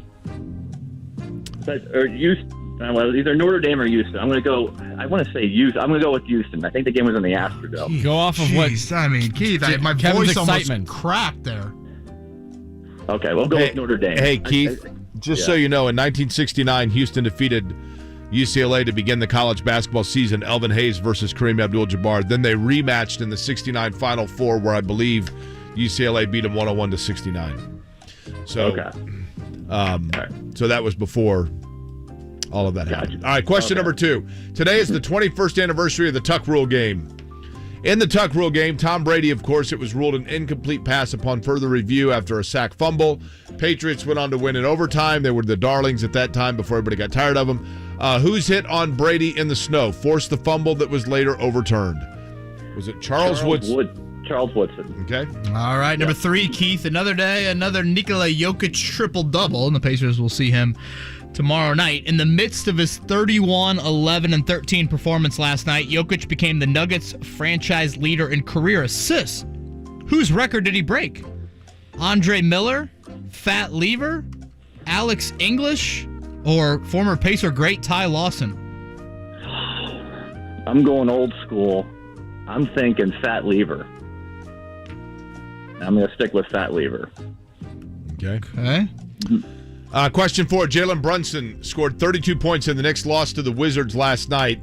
He has now scored 25 or more points in 8 straight games. Name the last Knick to score 25 or more points in Knicks guard, to score 25 or more points in at least 8 games in a row. Was it Clyde Walt Frazier, Allen Houston, Bernard King, or Dick Barnett? Go against the grain here, Keith. Dick Barnett was like my mom's neighbor and every mom's neighbor back in the 70s. I think he was the host of Card Sharks. Go with the least obvious. Walt Frazier, Allen Houston, Bernard King, or Dick Barnett? Go with the guy that sounds like he might have been on Bewitched. Walt Frazier, Allen Houston, Bernard King, or Dick Barnett? I guess I'll go Dick Barnett. Okay. Scotty loved that one. Nothing like a hockey question to end it. Scotty, I can't pronounce any of these people's names. Steven Stamkos of the Lightning became the 47th player in NHL history to score 500 goals with his hat trick last night against Vancouver. Stamkos is 502 goals for his career as he joins Alexander Ovechkin and Sidney Crosby as the 500 Club's only active members. Name the Hockey Hall of Famer who ended his NHL career with exactly 500 goals. Jean Beliveau, Lanny McDonald, Joe Mullen, or Peter Bondra? I'm a big hockey guy. I know those names. I just don't know who ended with 5. I'm going to go with Lanny McDonald. Ooh, wow. Keith. Impressive. That was impressive. Can you imagine if he would have been 4 for 4 and just flung that out of nowhere? Although number 1 bothered me there for a while there. I thought Keith was kind of overthinking that, wasn't he? I thought that was, no offense to Keith at all, I've always thought that Notre Dame winning that game was kind of household knowledge. Mostly kind of put Notre Dame on the map, right? Clearly, Keith's never had a conversation with Eddie White, who mentions that within the first 5 seconds. It was Notre Dame, 71-70 at the Joyce Center. Charles Woodson was correct for question number 2. Question 4, Dick Barnett was correct. Question 5, Lanny McDonald correct. Question 3 is where he got tripped up. The record that was broken by Nikola Jokic's triple-double actually belongs to Alex English. And Alex English, I'll tell you a good story about Alex English. Thanks, Keith. Former Pacer executive Donnie Walsh told me this story. Donnie was an assistant at South Carolina and in charge of recruiting for Frank McGuire. I didn't know he was there at one point. Mm-hmm. Alex English was a star guard in high school in Columbia, South Carolina. So Donnie went in to do a home visit, and he said Alex English was like the most impressive young person he had met with. And he said, so what are your goals as a basketball player? And Alex English said, well, actually, let me tell you, my first goal would be to go to college and graduate with a degree in English because I want to be able to teach literature to young people. And Donnie said, okay. He said, and then I want to get into the NBA, and when I'm in the NBA, I want to lead the league in scoring. I want to be an all-star. I want to be like an all-star game MVP, and I want to make the Basketball Hall of Fame. Wow. And Donnie's like, okay. Similar to your goals when you walked onto campus at Lawrence. The difference being Alex English accomplished every goal that he had outlined. That is wild. Over the course of his career. And then he was eventually, Larry Brown took the head coaching job for the Denver Nuggets. So Donnie Walsh went to Denver to become an assistant for the Nuggets. And when he was there, he said, we got to get Alex English. So they traded George McGinnis from the Nuggets to the Pacers for the young player Alex English, who was with the Pacers. Every time I see Alex English, I picture him in the rainbow Nuggets uniform. Oh, Fat Lever, too. Also, but I mean, great players. There was a time late in his career where Ty Lawson did get a little, looked like he enjoyed a pizza. He was also Fat Lever, yes, that's correct. But still quick as hell. He was. Those are fun North Carolina teams to watch. Was it Ty Lawson or Ray Felton that had some issues off the court? I can't remember which one. One of the two of them, though, ran into some personal problems, which kind of hurt their career. Might have been both. We've got Brett Maher prop bets for him making an extra point this weekend. Nothing says... Is he going to get the chance? Let's see it. Sunday. We'll talk about it to round out the show. I'm Janiyah. I'm an Indy Public Schools student at Believe Circle City High School. My classmates and I need your help. There's a plan out there right now that will give more money to white students in some public schools at the expense of black students in schools like mine that also need resources. We're talking thousands of dollars per student. That adds up, so we're asking for your help. The school board could vote on this unfair plan soon, and they need to hear from you. Call 317-226-4418 and ask the board to fund all students fairly. That's 317-226-4418. Paid for by Empowered Families. Shop limited time deals at the Truckload event at Lowe's, happening now. Save big on your favorites across the store. During this event, get up to 50% off select tools and accessories. Plus, find the perfect floor tile for your home for less. Get up to 50% off select styles while you can. Head to your local Lowe's store or visit Lowes.com to shop the Truckload event today. Valid 12/29 through 1/25 while supplies last. Selection varies by location. See Lowes.com for details. Discount taken at time of purchase. Prescription products require an online consultation with a healthcare provider who will determine if a prescription is appropriate. Restrictions apply. See website for full details and important safety information. Subscription required. Hey guys, did you know there's a generic form of Viagra that works just the same but is 90% cheaper? And you can get it online? Go to 4hims.com/joy. At Hims, you'll get a free medical consultation and discreet shipping if prescribed. You'll love your results. To start your free online visit, go to 4hims.com/joy. That's FORHIMS.com/JOY. Helzberg Diamonds presents The Guy Who Was the MVP. Craig was proposing to his girlfriend and needed the perfect ring, so he asked her friends for some advice. Get yourself to Helzberg. Yep, Craig went to Helzberg Diamonds. He learned that Helzberg's been in business for over 100 years. That means quality. And with their price match guarantee, he'd get a great deal and find the perfect ring. Wow, it's perfect. Oh, yeah. MVP, most valuable proposer. Be like Craig. Find the ring of her dreams at a Helzberg Diamonds near you or at Helzberg.com. Soccer Saturday featuring Indy 11. If this is your football, this is your show. Saturday at 9 on The Fan.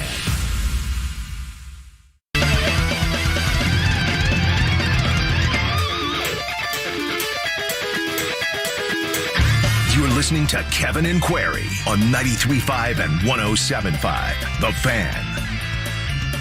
You know what this sounds like to me? Galaga? Besides that. Sounds like that IndyCar video game you were talking about yesterday. It sounds like the scene... Welcome to Road America. In Bill and Ted's Excellent Adventure when they're in the mall and Joan of Arc and Mozart get on the key... Or no, it's Mozart gets on the keyboards. Mm-hmm. That's what it sounds like right there. It's a good song. Did you ever see that movie, Bill and Ted's Excellent Adventure? And the Bogus Journey, too. I haven't seen the third one yet, though. The original, few movies stood the test of time less than that movie. When it came out, maybe it was just because I was like 16 and whatever, and I thought it was hilarious. And probably 5 years ago, I was somewhere. I think I might have been in a hotel or something, and it was on, and I'm like, oh, man, like, I love this movie. And I watched it. I'm like, this is the dumbest. It was so bad. Speaking of third whatevers, I saw we're getting a third season of Ted Lasso. Well, when is that? Coming out in the spring. It's the last one, apparently. It is the last one. Yeah. The problem that I have with these shows that take a really long time is I just kind of get checked out on it. For example, Ozark. So we've got about 3 episodes to go. We took a big break there for Max to be born, understandably. But we're now back in it. So okay. I think I got 3 episodes left. In total? Total. And has it kept your interest, or are you at this point just like, okay, we got to finish this? Yeah, here's the 67th person to be killed. Right. Yeah, Maddie's locked in. I talking about Ted Lasso. I'm like, who's died in Ted Lasso? Oh, just fans' hearts. I think I'm pretty into it. Yeah, usually I don't sustain like a huge amount of, yes, let's do it. Every time I want to watch Ted Lasso, this and that, or Ozark or whatever. But this one I've actually hung in there for. Can I make my Ted Lasso prediction here? It's not going to be a spoiler alert. Everybody is assuming something opposite. I think Ted Lasso is going to end up with the therapist. There's my out of left field Nick prediction. just tweeted at me, do not watch the third. What? Do I know something? Does he know Did you ever watch Dead to Me? No. Like, Dead to Me had a huge gap between seasons 2 and 3. And so then I'm like, I kind of have forgotten everything. Now, is Dead to Me the name of the Brett Maher documentary for Cowboys fans? Well, Dead to Me is about 2 people, and apparently that's what the kicker room looks like now for Dallas, right? Dallas has added a kicker. Yes. Tristan, Vizcaino? Sounds like a second baseman for the Phillies back in the day. I was going to say. So he's on the practice squad, but they still say they're sticking with Maher. We have a Vegas line out, so what do you think? You think it's what type of money you think you got to put on it for Brett Maher to miss? I think I saw this. Plus 500, something like that. Plus 300. So you bet $10, Maher misses an extra point, you get 30. This is unbelievable. You can bet how he will miss it. Wide right, wide left, right post, left post, crossbar. What do you think is the favorite? Wide right. Wide right at minus 140. Now, he missed them both directions, right, the other night? Uh-huh. He did miss a couple right. And then I want to say the last one was left. He overcorrected, yeah. So what's the longest shot? Crossbar? Crossbar's plus 3,300. So again, will he miss one? This poor $10 to win 30 if he misses it. You can say no, he will not miss one, and that would be $10 to win $2. What's the fun in that? A couple other props from the weekend. The biggest winning margin in any game. What do you guys think that is at? So what will be the biggest blowout? What number? Which game? Not the game, the number. What will be the biggest margin we have in a game? I mean, it's probably conventional wisdom. It's going to be Kansas City, Jacksonville, right? And what margin do you think 17. that would be? I'll say 14. Jake, 16.5. Well, he loses. He's over. And the most points scored by any divisional round weekend team? 38. Mark? 35. 40. Whew. And Jake got this one. The highest scoring game, yes, the favorite there is Jags Chiefs. Slight favorite over Bengals, Bills, and Giants, Eagles. Seems to be the consensus that Cowboys, 49ers will be the lowest scoring game. Okay, what about this? Higher number. Interceptions from Trevor Lawrence or made extra points by Dallas? I think you got to go Lawrence picks. I don't, because if Maher misses one, he's not going back out there for another one. Yeah, that's probably If he misses one, he's done. I see 2 picks from Lawrence.